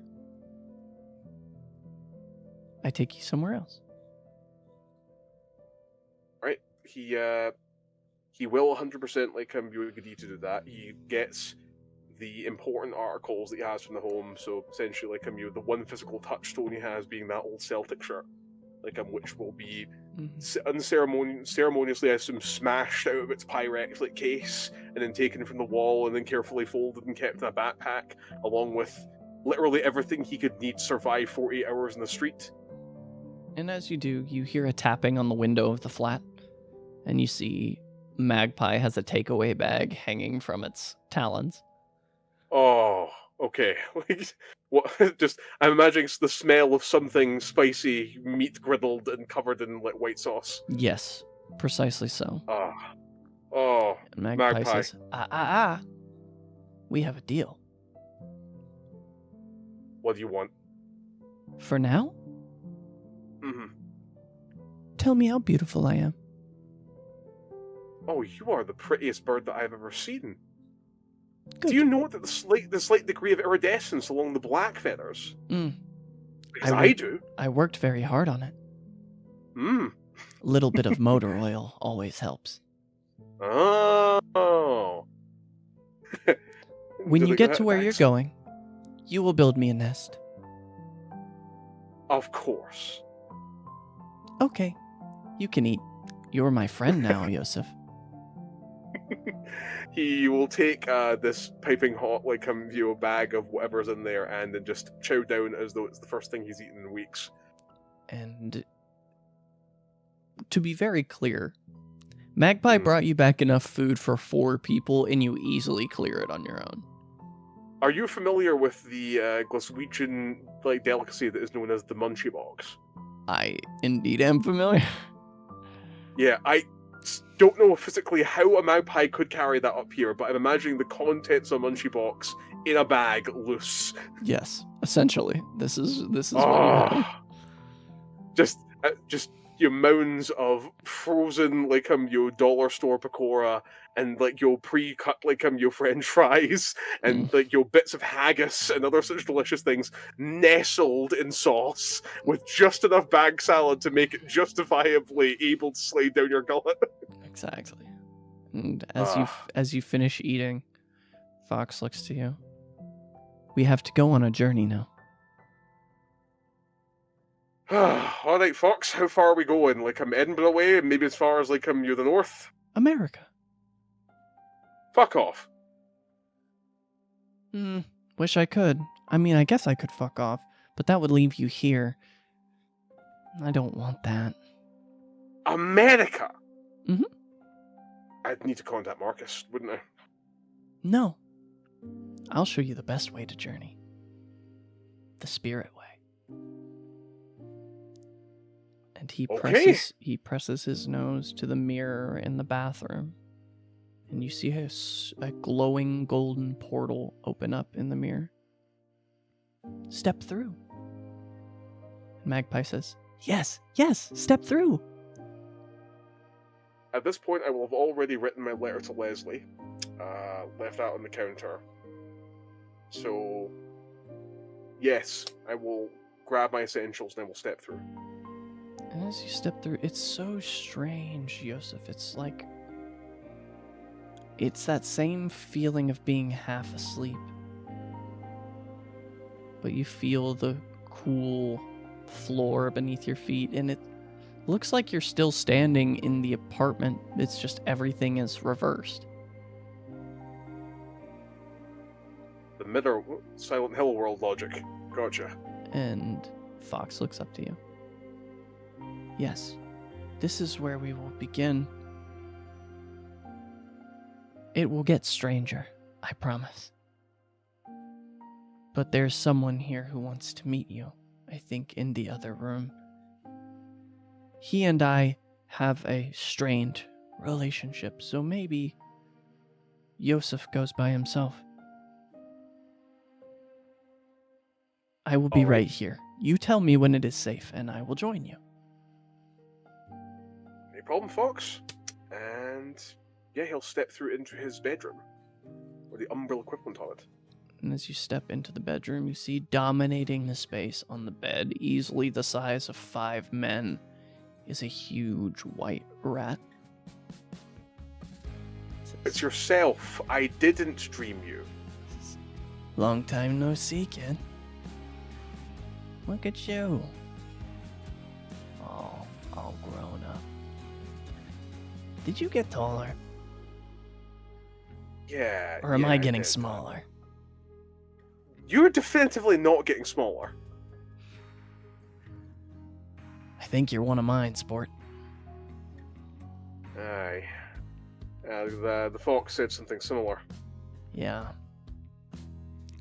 Well, it's best to get this out of the way pretty easy. Are you gonna let people take advantage of people? If you could help it. I try not to, anyway. Yeah, I know. That's why I like you. You gonna look out for other people on the street? Aye. Make sure nobody does bad by them without consequences? Yep, I'm not gonna rob anyone who doesn't deserve it, or that can't afford it.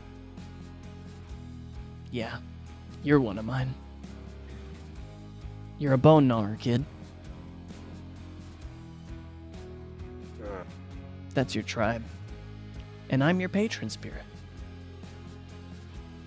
I like, so when you say patron, are we talking like artistic patron, or are we talking more like, patron kind of vibe?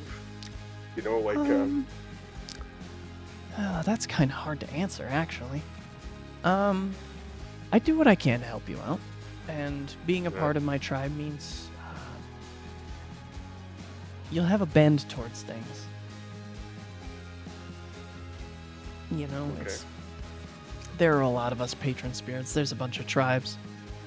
But you just need to be concerned with me. The rest of them are all hoity-toity and kind of backwards, if you ask me. They got their priorities in the wrong place. So they all want to fight this war and keep fighting, and you know, they just throw bodies at it until they stack up to the heavens. Not your style? No. I want there to be something left for the people we're fighting for. Naturally. Yeah. You know, I had this debate with old Fenris a long time ago, but he doesn't like to listen. Anyway, I know Fox is probably already sending you on his errand, but that's also kind of attached to me. So, if you could just make sure that Fox gets what he needs, that would really help me out. I mean, it seems to me, like based on what Fox has told me, that Fox getting what he needs isn't necessarily beneficial to what seems to be our side? I don't know, I'm still figuring out these alliances. Fox getting what Fox wants usually doesn't benefit anyone other than Fox. But does it potentially, you have a negative effect for anyone other than Fox? Usually, actually. But Fox and I, we're a part of something. And we have to honor that. You honor the deals you make. Right, I can cope with that, sure. So Fox wants me to go to the States. Yeah, hey, actually, while you're there is something that you could do for me. Hear me up. Alright, what do you need me to do? I need you to check in with an old friend of mine. I haven't heard from him in a while, and I'm getting a little worried that... Well, see, here's the thing. And I don't know what happened with Fox, but usually when all of our children die, we cease to be, right? But Fox also has animal children too, so maybe it's that. But there's another spirit, Elk. And I really like Elk. Elk is a really good friend of mine. If you could just check in on him while you're there, I would really appreciate it. Where would I be likely to find them?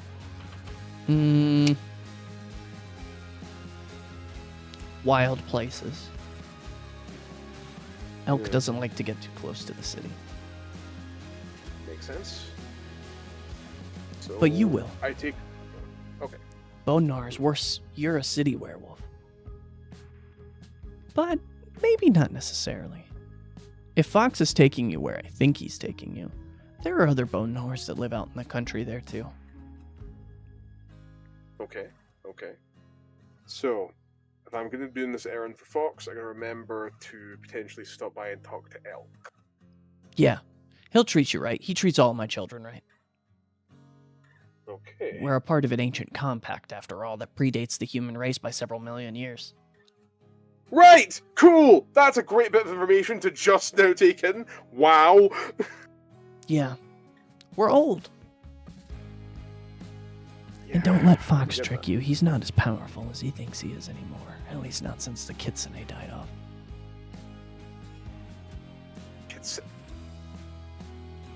Okay. Where are foxes? Wait. There are other... Okay, I'm still grasping the idea that werewolves exist. And that was the term that has just been thrown at me.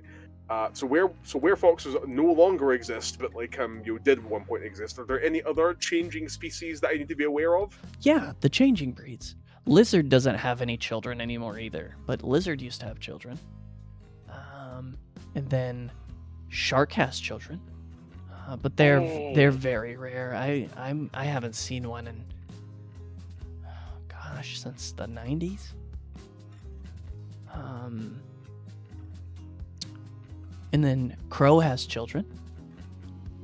I have other children.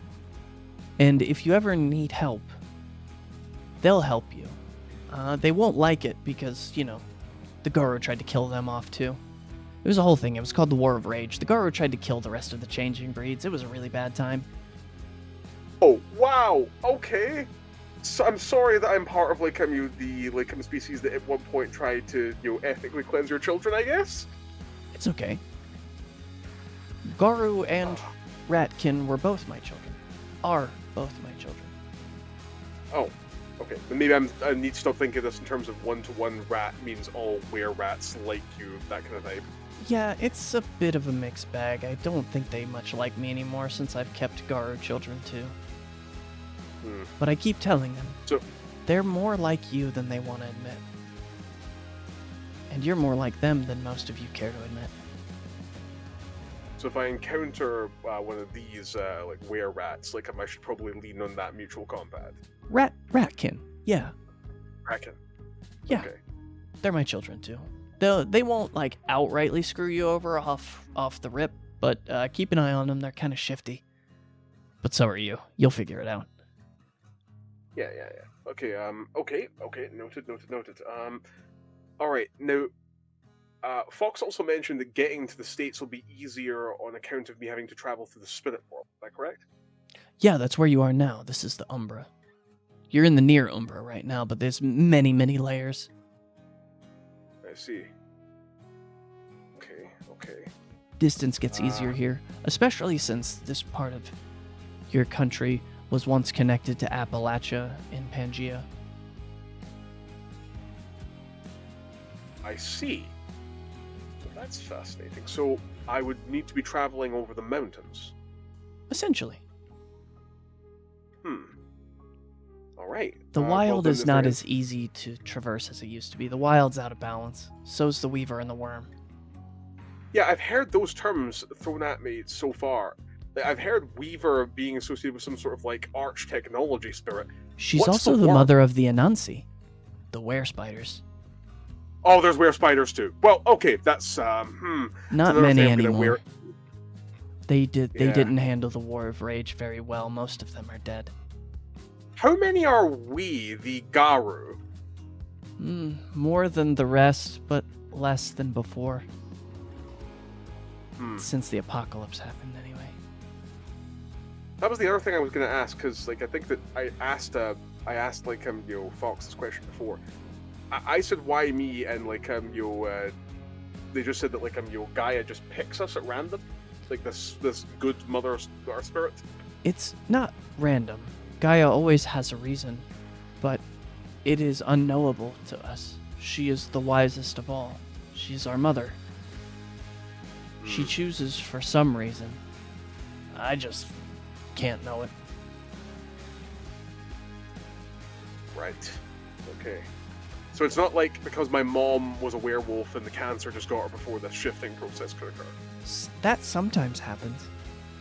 Some So it can be a werewolves red it's passed through blood. Yes. Huh. But others it is Gaia's choice. I've known many Garu that had children, and some of their children never change. Well, that's slightly. I mean, I always use protection. Don't get me wrong, but that's slightly that makes it that's slightly easier to understand. Okay. It's a good move. You never know off the first time if you're laying in bed with a gold digger or not. Not that you got any gold to dig. You're a bone gnar. Yeah. Wait. So so my werewolfness is directly tied to social class as well? No. Just Is the it just children. because it The children I usually pick. Your street level. It's how I like it. Right. Makes sense. You'll Makes meet the sense. children of Falcon, and they're not fans. I'm guessing hoity-toity, up in the air, rarefied atmosphere. Flies above the rest. Makes sense. Okay, well, is there anything else that I should know before I guess, take the trip across the waters? Yeah. Keep your head down. Survive.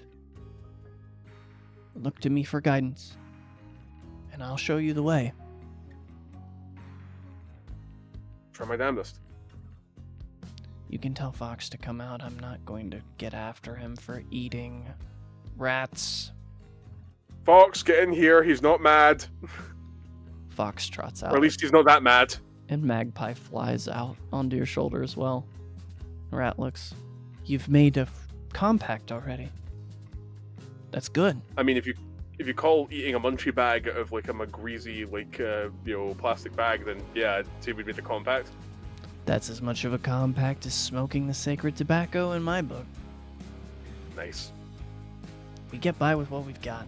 That's the Bonar way.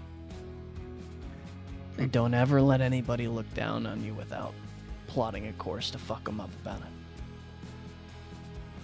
If this is just an acid trip, then it's an acid trip that I'm enjoying thus far, then. Hey, I'd be the first one to tell you if it was an acid trip, Yosef. I've accepted acid as an offering many times. This ain't that, bud. Noted. Great. I'm actually talking to a giant rat spirit sitting on my bed in the alternate other world of my possible bedroom. Now you're still getting it. Stop. All right. I tell you what. I got places to go, people to be. You take care of yourself.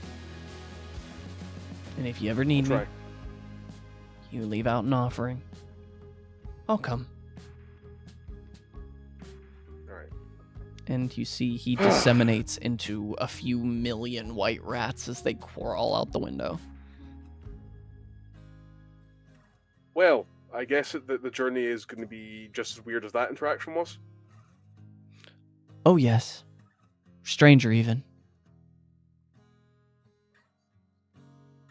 He is going to take the colors out of his backpack and then tie it as a sort of mini scarf around his neck. And then Magpie clucks. Reach into my mouth.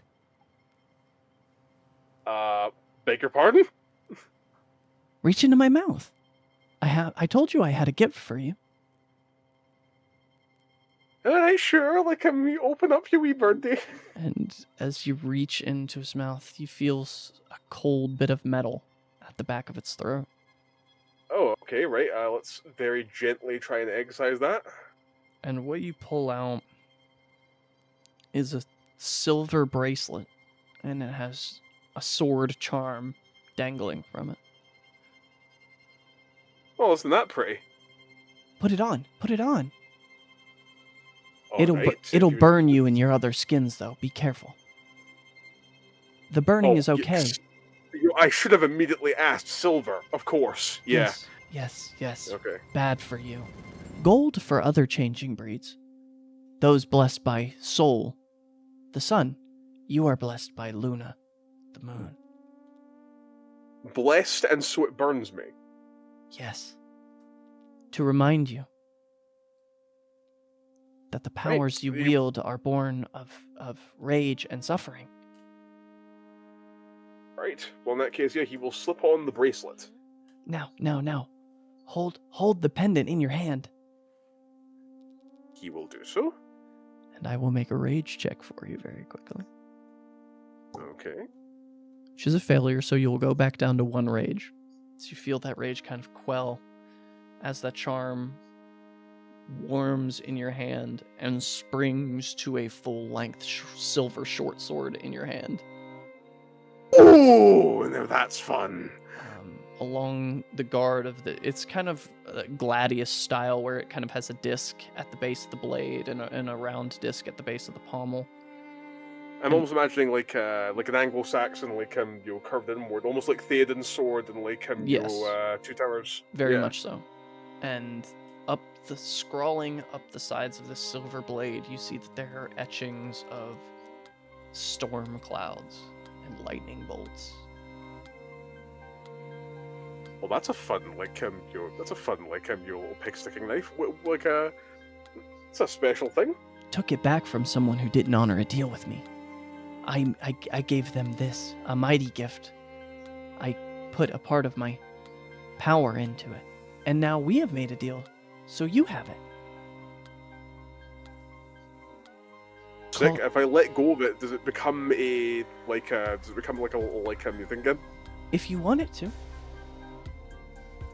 Okay, what were you going to say before, though? Sorry, Magpie. It has a name. Great weapon. A weapon used by a Garu hero. Alright, what's the name of it? Thunder's Echo. Thunder's Echo. It hits twice. Ah. Okay. So, as in, I stab once, and in fact, it just goes. Again. Oh, wait, are you saying that you put? Okay. Double stab. Interesting. Very good Joseph for never fighting the Black Spiral Dancers and the Cult of Fenris. Yeah, you've met. I heard the Cult of Fenris. Who are the Black Spiral Dancers? Corrupted by the Wyrm. Evil werewolves. That's. Given in that to was the decay. They want to see the world destroyed. See, that was the other one I was going to ask, because Rat mentioned the Wyrm. Yes. Driven mad by being caught in the Weaver's web. Once was the spirit of death and rebirth, the end of the cycle. What is the word, Fox? Fox says, Ouroboros type shit. Ah, Magpie okay. says, yes, like that, Ouroboros type shit. But got trapped in the Weaver's web, went crazy, could not die and be born again, so became rot and decay and destruction. Never to be born again, just destroyed. Sad. Wyrm was my friend a long time ago. Miss him the way he was. But now, too far gone. What prompted the Weaver to wrap up the Wyrm? Wanted everything to stay the same all of the time, nothing change. Tried to trap the Wild too, but Wild too powerful. Wild is change. Yeah, you can't really stop change. Weaver try. Okay.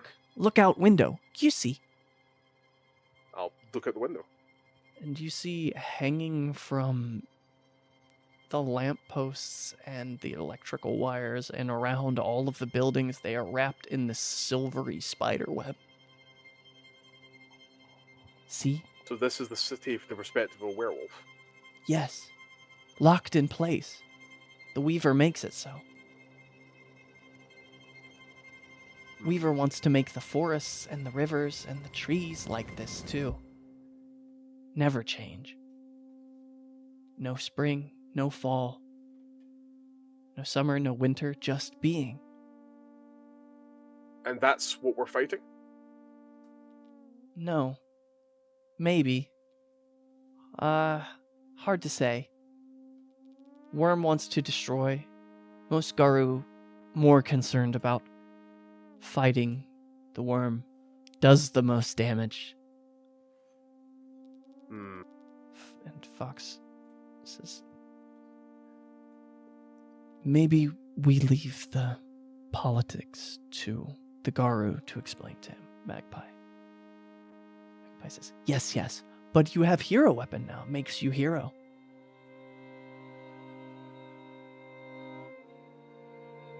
About this though, you said that you took this back from someone who reneged a deal with you. Yes. If I ever bump into them, is that likely going to be an issue? Look at sword. Tell me when you think was made. I'm guessing early 8th century, so maybe 2200 years old? Yes. Oh, so long dead. Very long dead. Though, their tribe still looking for that. It's okay. It's yours. I say so. Well, if Magpie says so, and he'll flash it away. And it returns to just being a charm on the bracelet. Oh, that's cool. Gonna remember that for future reference. Fox says, we have a long journey. We should go. Yeah, definitely. Your munchie box is only gonna carry me so far. Let's go. And as you begin to walk with Magpie and Fox down the streets of Glasgow, quickly fades to walking through the wilderness and over mountains. Walking on the surface of the water, you see the phases of the sun and moon turn in the sky thousands of times over. You don't know how far you've gone or how long it's taken. but eventually you find yourself walking the streets of another city completely foreign to you. It's definitely a greener city. It's impressive. I mean, Glasgow's pretty green. And Fox looks up. Charleston, West Virginia. West Virginia. I have to take you to a place where you will stay for a while. And then I will come get you and take you to the place you belong. But I have others to gather before that. Okay? Till then, Fox. And he walks you up the surface of a glass building, walking up the side of it, before you come to rest at the top, where there is, for a moment, you see a satellite before it turns to you a huge digital eye. And you see that there are many other people standing around here that turn to look when the eye turns to look. And a man kind of in his early 40s, tailored suit. His gray hair on the sides is short, and his hair on top is black, and it's been slicked back. Walks over. Says, "Now, Fox, what have you brought me? You don't bring me young Garu without a reason. I'm so sorry, I haven't even addressed you yet, son. What's your name?" Yosef McCreek. From the other side of the pond. Hi. Hi, Yosef. My name's Taylor, but my Garu name is Laughs at Leeches. And I am the Sept Master here at the Sept of the Awakening Eye. That, I assume, being the, Yes. The living spirit of this cairn is the digital eye.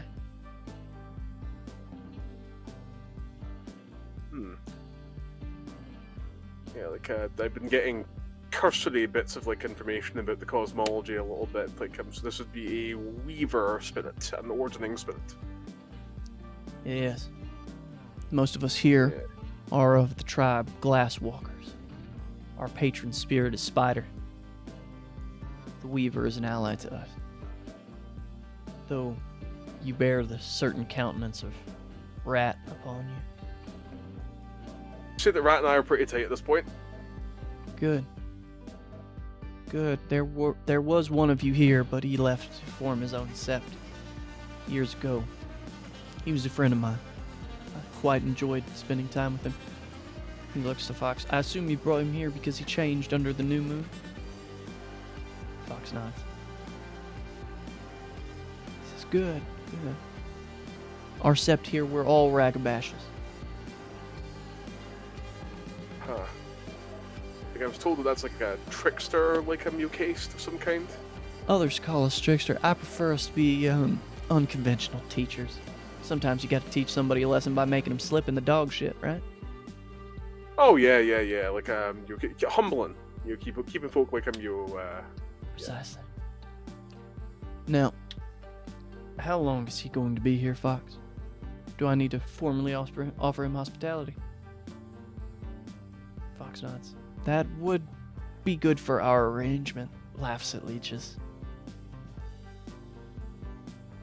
Nods. You're welcome to stay here as long as you like, Yosef, as long as you make yourself useful. We have things we need doing around here. The city never sleeps. We got things to do. We'll get you We'll get you set up with an apartment here, and when things need doing, I'll have somebody come around for you. All right, I think I can handle that. Excellent. Wonderful. Well, we should probably head back to the Mother's Breath. That's the side of reality that you grew up in. I assume you were Hamid born based off of your linguistics? Oh yeah, definitely. I was a wolf born somewhere in central Glasgow. That's absolutely the reads that you got correctly there. He gestures over to a young man that you see in a suit. His brown hair is tied up in a tight bun at the back of his head. He says, "That's Tongue Splitter. He was born as a wolf in the zoo here. I don't put it past anyone. He's adapted quite well." Aye. That can't have been a fun welcome your first change. No, it wasn't. He was broken and afraid when he came to us. And I imagine there's some part of you that's broken as well. Tracks. We don't have any design okay. on fixing you. But you will be safe to explore fixing yourself at your leisure. I'll take that offer. Okay. Welcome to Charleston, Joseph. Fox looks to you. You stay here, and I'll come back when I need you. Hey, Fox. Good knowing you. And Fox dips into the glass and disappears. Magpie says, "Glasswalkers are fun. They have lots to steal."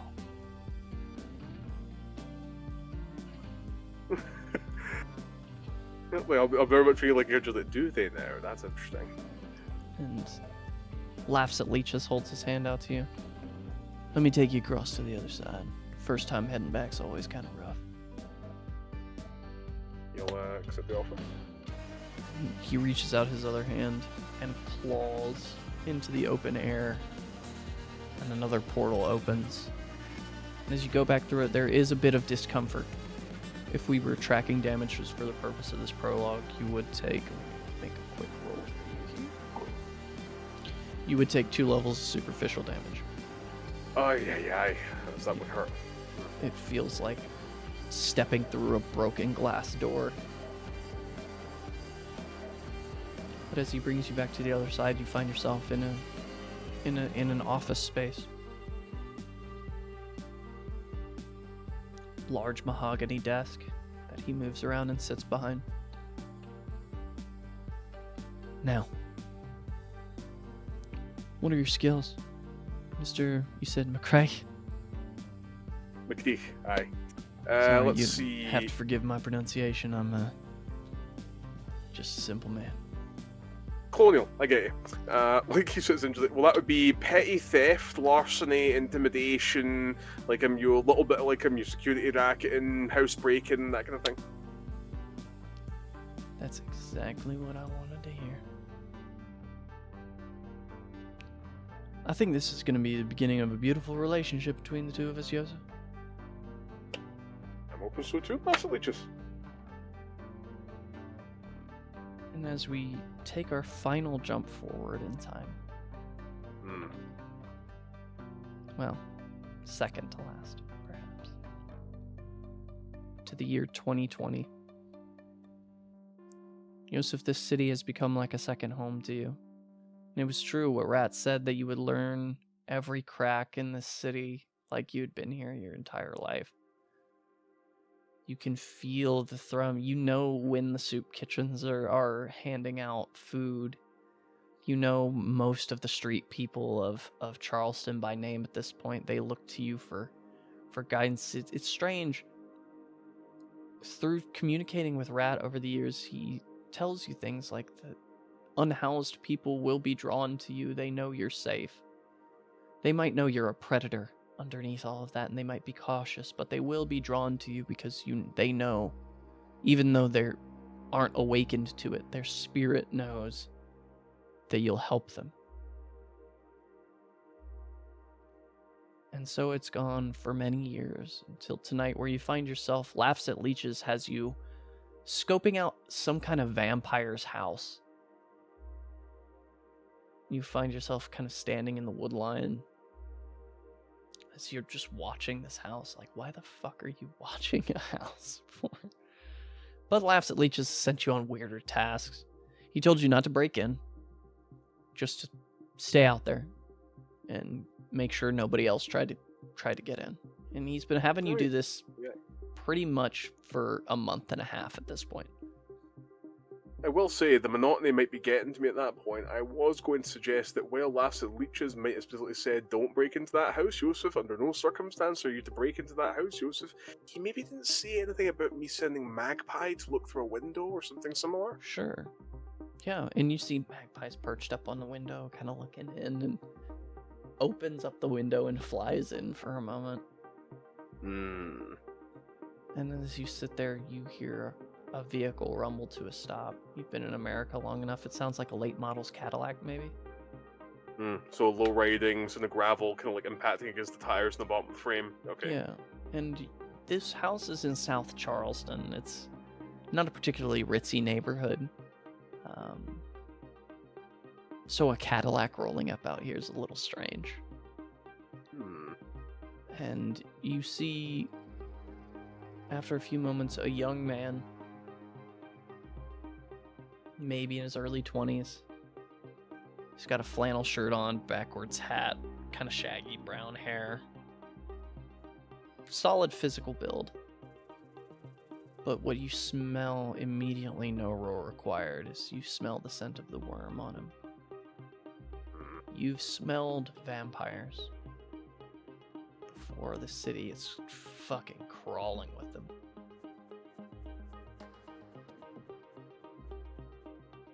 And I need to know, Joseph, you have a job to do here. Do you change into your war shape? You mean to full Krynos? Not immediately, no. It would be better for me to try and get in the house to anticipate them coming in before I attend to that particular bit of body work. It's at that point that as they get closer and you're kind of anticipating them, you've smelled the smell before. Something that you've dealt with quite recently, actually. Hunters. Oh, shit. You smelled... there was a vampire smell on the bullets that they were using. And you had tried to ration out how, but you can smell, even from this distance, the kind of acrid scent of mineralized silver on them. You might have found their ammunition maker. Oh, now this is information that Lasset Leeches would want. And I wonder. I'm going to make a quick rage check for you. Because the Sept of the Awakening Eye has lost 3 members, 3 people that you knew, to these fucking hunters. That's nuts. What? I rolled 2 sets of fangs, which is... oh, God. Which is a messy, very messy failure. Rather, is this involuntary Krynos messy, or? In Werewolf, when you roll fangs, it is called a brutal success. Mm-hmm. And whatever thoughts you had about maintaining your composure and not taking that war skin are gone as you enter into frenzy. Oh shit, here we go. And you have limited control, but you see almost in a third perspective behind your eyes, you growl, and in one fluid motion, not like the changes that you're used to, which are kind of gradual, and you have a decent amount of control over the rate that you change. You reach up and rip the shirt off, and in one fluid motion, your skin bursts, and you become the Krynos wolf. And you chase him out into the street. He jumps into the car, they drive away. And then a woman in the passenger seat sits up and looks back at you. Her eyes, thin pupil slits, golden like that of a serpent. And you find yourself stopped. You skid to a halt in the street, frozen in place. Until they drive out of your eyesight. And you find yourself forced back into your homage shape. Of course, you've already had clothes dedicated to you at this point. The rite of dedication, they change with you and you change. And so you find yourself standing in the middle of the street, just watching the car go by as Magpie comes and lands on your shoulder. What was that? I don't know. Look, they dropped a paper. I'll pick it up. What's it say? It seems to be a letter to someone called Randall from someone called Lark. Just at Lark asking Randall to meet up sometime, that they need to talk about things. And that she wants that, and that she wants what quote, you took from Daddy back. Definitely pocket that. Do I still catch the scent of the hunters on the air? No. That scent went with that young man that was driving the car. But it's at that point that you hear a trash can knock over. As you turn to look, you see Fox for the first time in years. Hey there. Is it going to be pack everything up and leave right now, Fox? You have everything you need. Cool. If I stop by, like the Sept one last time? I already stopped there first. Time is of the essence. Right. It's not too far this time. Just a little ways out in the country. Into the mountains. I thought you might like a change of scenery. Alright, just one more thing before I go.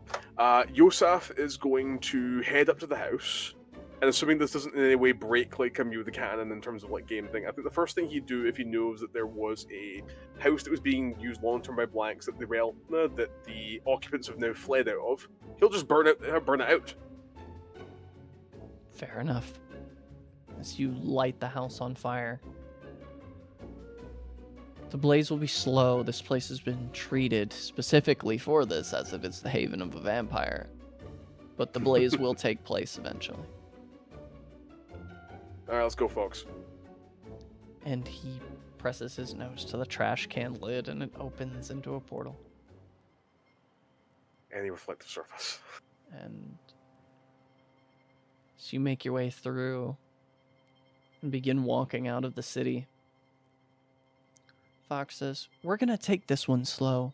We're going to let a few years pass by here in the Umbra. Is that okay? Few years? Yeah. That's a big ask. It'll keep your body young. Alright. Good. I always thought you would look better as, kind of young for your age. Babyface works for a Ragabash, huh? I guess, but the premature grey doesn't your help. Yeah, well, what are you gonna do? You been okay? How has Laughs at Leeches treated you? Good? Because that was our deal. If he did not treat you good, then I will have to punish him.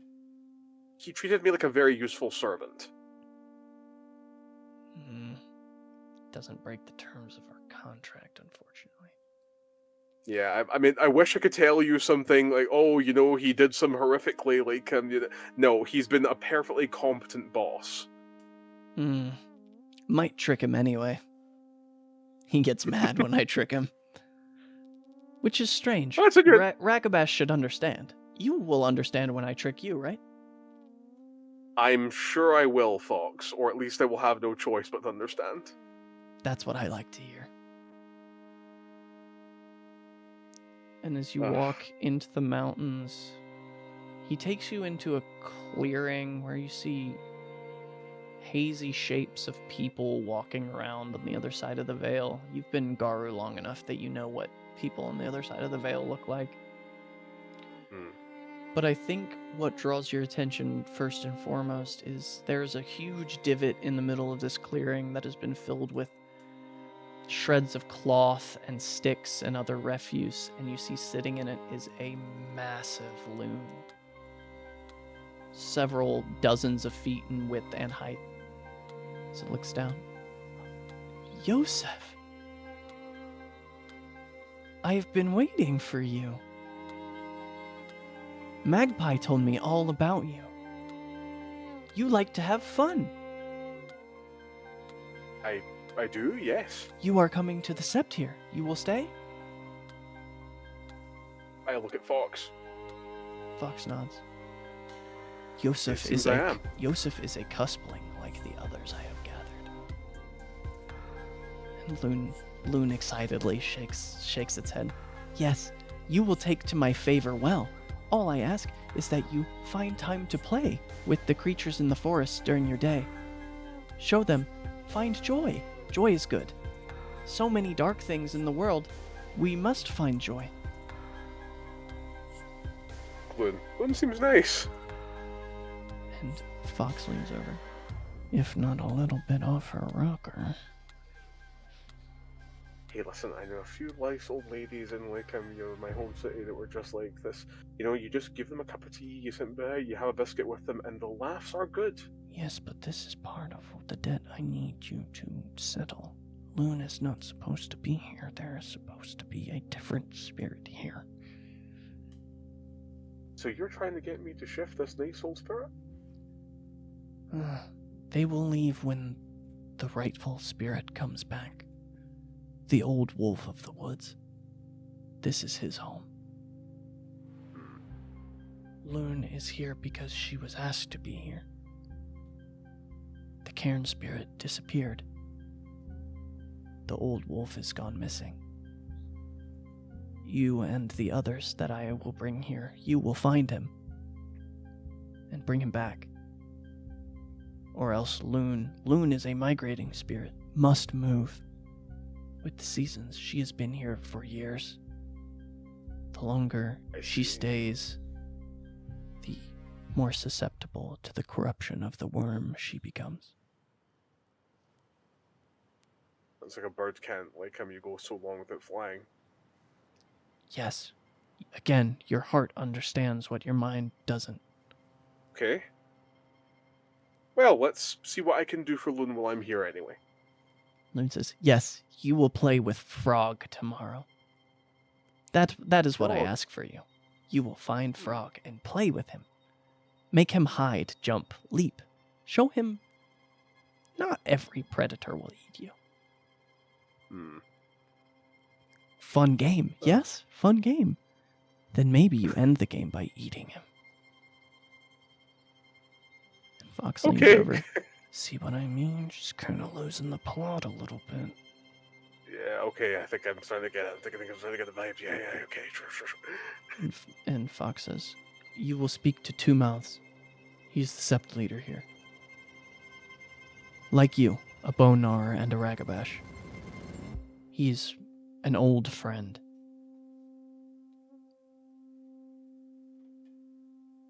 In that case, yeah, I'll see if I can find an area to easily slip out of the Umbra and back into real space. He touches his nose just to the open air and drags it down and opens you a portal. I'll walk out large as life. Or attempt to. And as you do, assuming I don't you bump into a man. You're quite tall, Yosef, but even he is outstretched of you by at least 5 to 8 inches, maybe. Yeah. His shoulders are as broad as some of these shack buildings here. His eyes are yellow. His fingernails curved black claws. As he looks down at you and he smells you. Another one. You're here for Two Mouths as well. Wait, that's correct, aye? He points to a building and you see that there's hair on his palms and the hair on the back of his arms is thick. It's that building there. Much obliged. If you plan on hurting this place or anyone here, I will kill you. Wow, that's some wonderful southern hospitality. Taps and then heads towards the building. And you see, he turns and watches you, and as you go to the building, do you knock on the door? Of course. You hear some shuffling around. Who's there? A new visitor? Oh, shit, another one. You hear some things shift around. About 7 locks unclick, and the door opens. And you immediately understand why they call this man Two Mouths. There's a huge sucking scar on the top of his head that the striations around the edge of the wound look like the markings on someone's lips. His hair's shaved down tight to the skin. He looks to be maybe 5 or 6 years older than you. You also know that with the flushing of the nose and the cheeks and the bloodshot of the eyes, this man is deep in his cups. Did you get that served on the Nautilus with Captain Nemo? I don't understand that reference. Fair play. What's your name? Yosef McCree. My Creek. I like it. You know where you are, right? Somewhere in Carolina, I'm pretty sure. South Carolina. No, this is... Oh, sorry, Virginia, sorry. This is West Virginia, yeah. This is Wolf Creek, West Virginia. It's funny, you said your name was Creek. Wolf Creek, it's funny. You're not Wolf in disguise, are you? And he reaches out and he puts his hand on your chin. No, you're not. All right. Come in. And he looks out the door. Oh. You stop pestering these newcomers, Grim. I'll beat your ass. He shuts the door. Oh, was that with the tall fellow with a pen shop for black nail polish? Oh, what was his name? Grim. Yeah, it's not nail polish. He can't get rid of his claws. He's marked by the wolf. Oh! His deed name's... Oh, that must be... His deed name's Grim Omen. Grim Omen. And you do right to stay on the right side of him. He's the warder of the land at this sept. But you know, the job of the warder is to make sure that the sept is safe and taken care of and that the spirits are tended to. He's a glorified security guard. Right, oh. So the head of Garu security and a Garu sept is the Garu that has difficulty revealing that they're not Garu. Right. We have a unique setup here. You didn't happen to come from the city, did you? Yeah, I came via Charleston. Yeah, so you know Laughs at Leeches and everybody up there. Yeah, I've been doing odd jobs with them for the last I'm so happy years. I don't have to understand. You don't understand how happy I am that I do not have to explain this shit to you. The last 2 that Fox brought to me, fresh off the boat. Well, the fur boat, proverbially. In my case, literal, up until 2 years ago, before I walked through the Umbra here from Glasgow, like I had no idea what was going on. Rough. Glasgow, Scotland, not Glasgow, Kentucky. Good to know. I was gonna ask, but I figured your dialect explained enough. So you're another bone gnarl, thank God. Maybe I should settle for thanking guy. I don't know. As soon as I see how exasperated he is, I pull out a little flask of whiskey. And he pulls out one and hands it to you from his coat. We're gonna get along just fine. Now, I'm gonna need you to tell me your story from as far back as you can remember it, so that I can relate it to our master of the rite. Yeah, I give him all the details. 6 men in an alleyway. Do you have a deed name yet? Nah, I haven't. All right. We're gonna call you Punches Up. All right, fair enough. You're scrappy. I like that. And it's good to have another sit down with a bone gnar. Oh man, it's been a long time. Good.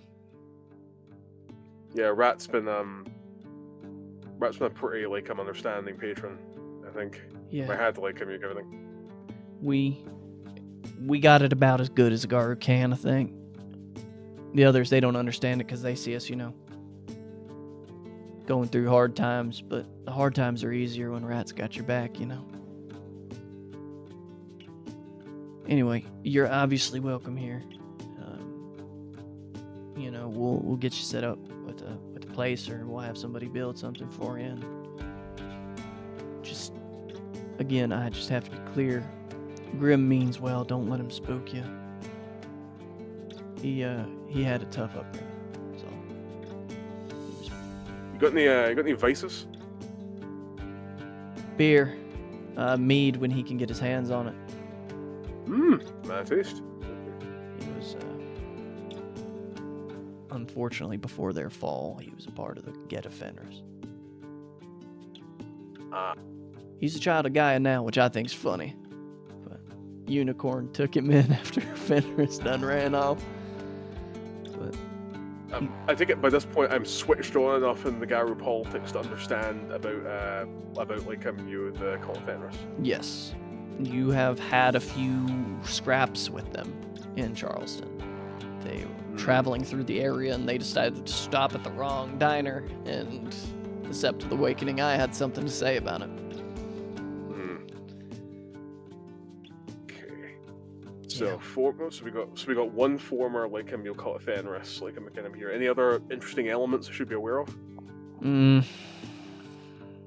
Well, I mean that really depends. What do you anticipate getting into while you're here, Yosef? Or rather, punches up. I gotta get in the habit of calling you that. I gotta get in the habit of hearing it. Fox just said that I need to do some work looking for the old wolf of the woods. He looks kind of grave. Well, that's gonna be a bit more complicated, I think. I didn't get any inference from Fox that was meant to be a secret mission, was it? No. Okay. He says, the old wolf hasn't been here since around 2014. There was the Black Spiral Dancers. They came here. They tried to take this place from me and mine. And let's just say it didn't end well for them. But when we tried to call Wolf, the old wolf back, not the Fenris wolf, the old wolf of the woods, he didn't come. You might be able to talk to Yvette about that. Yvette?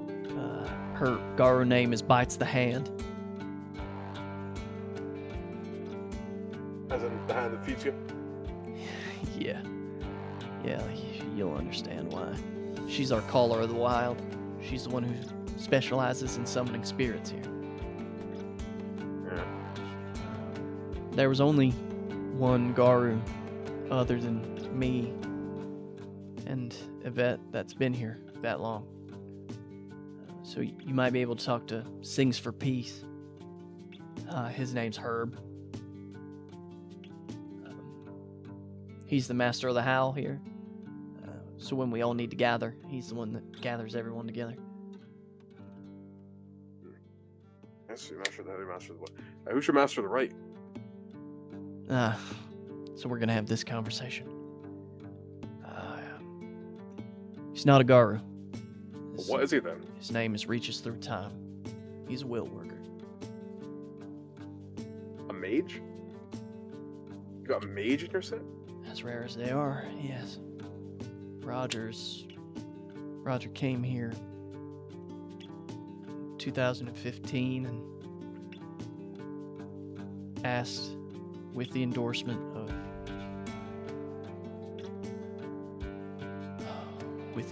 of Luna herself if he could stay.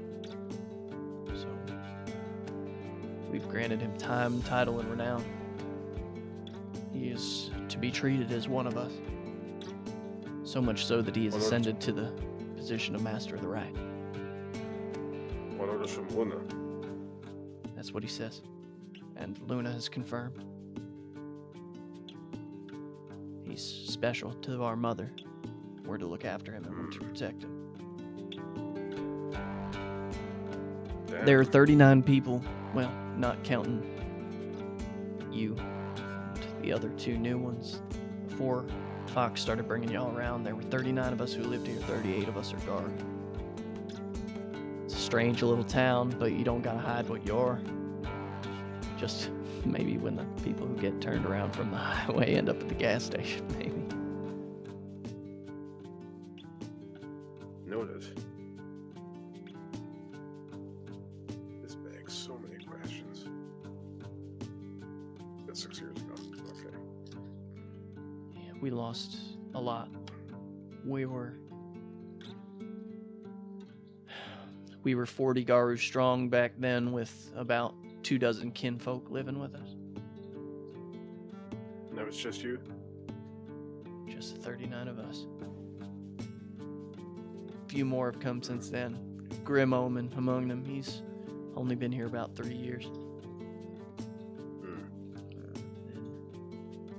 Okay. Of course, there's What? the Guardian Pack here.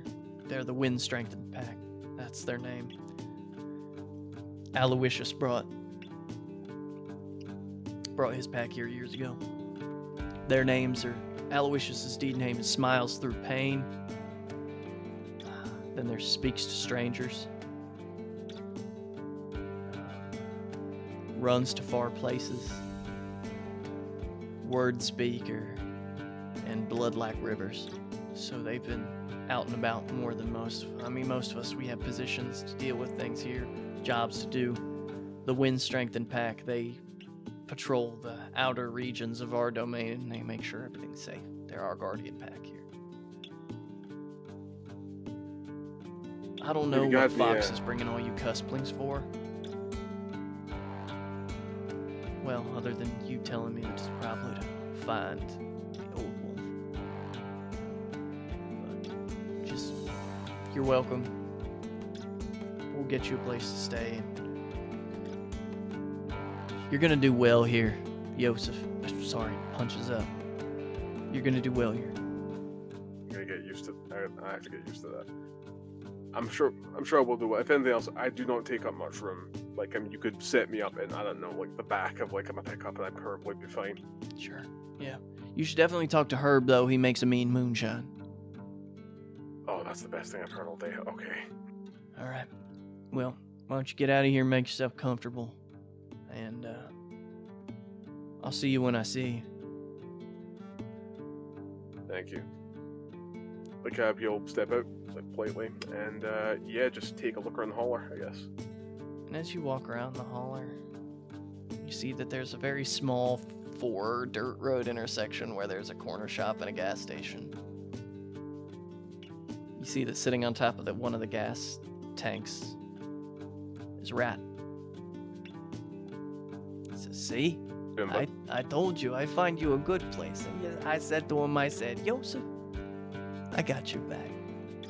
And have I failed to deliver? I guess not. It's just I didn't quite expect, old brother Wart, though, you know? That's a little further south, but yeah, I get you. Well,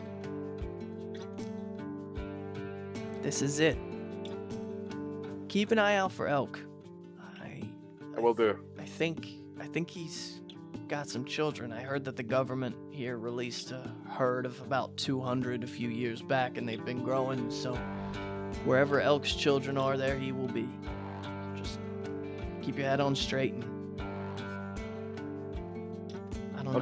I'm getting a little worried about him. I think he's worked some kind of gift where I can't find him, because I've been out in these woods looking for weeks. I'll take a look out for him when I'm looking out for Frog, like on behalf of Loon. Oh, you met Loon? How'd that go?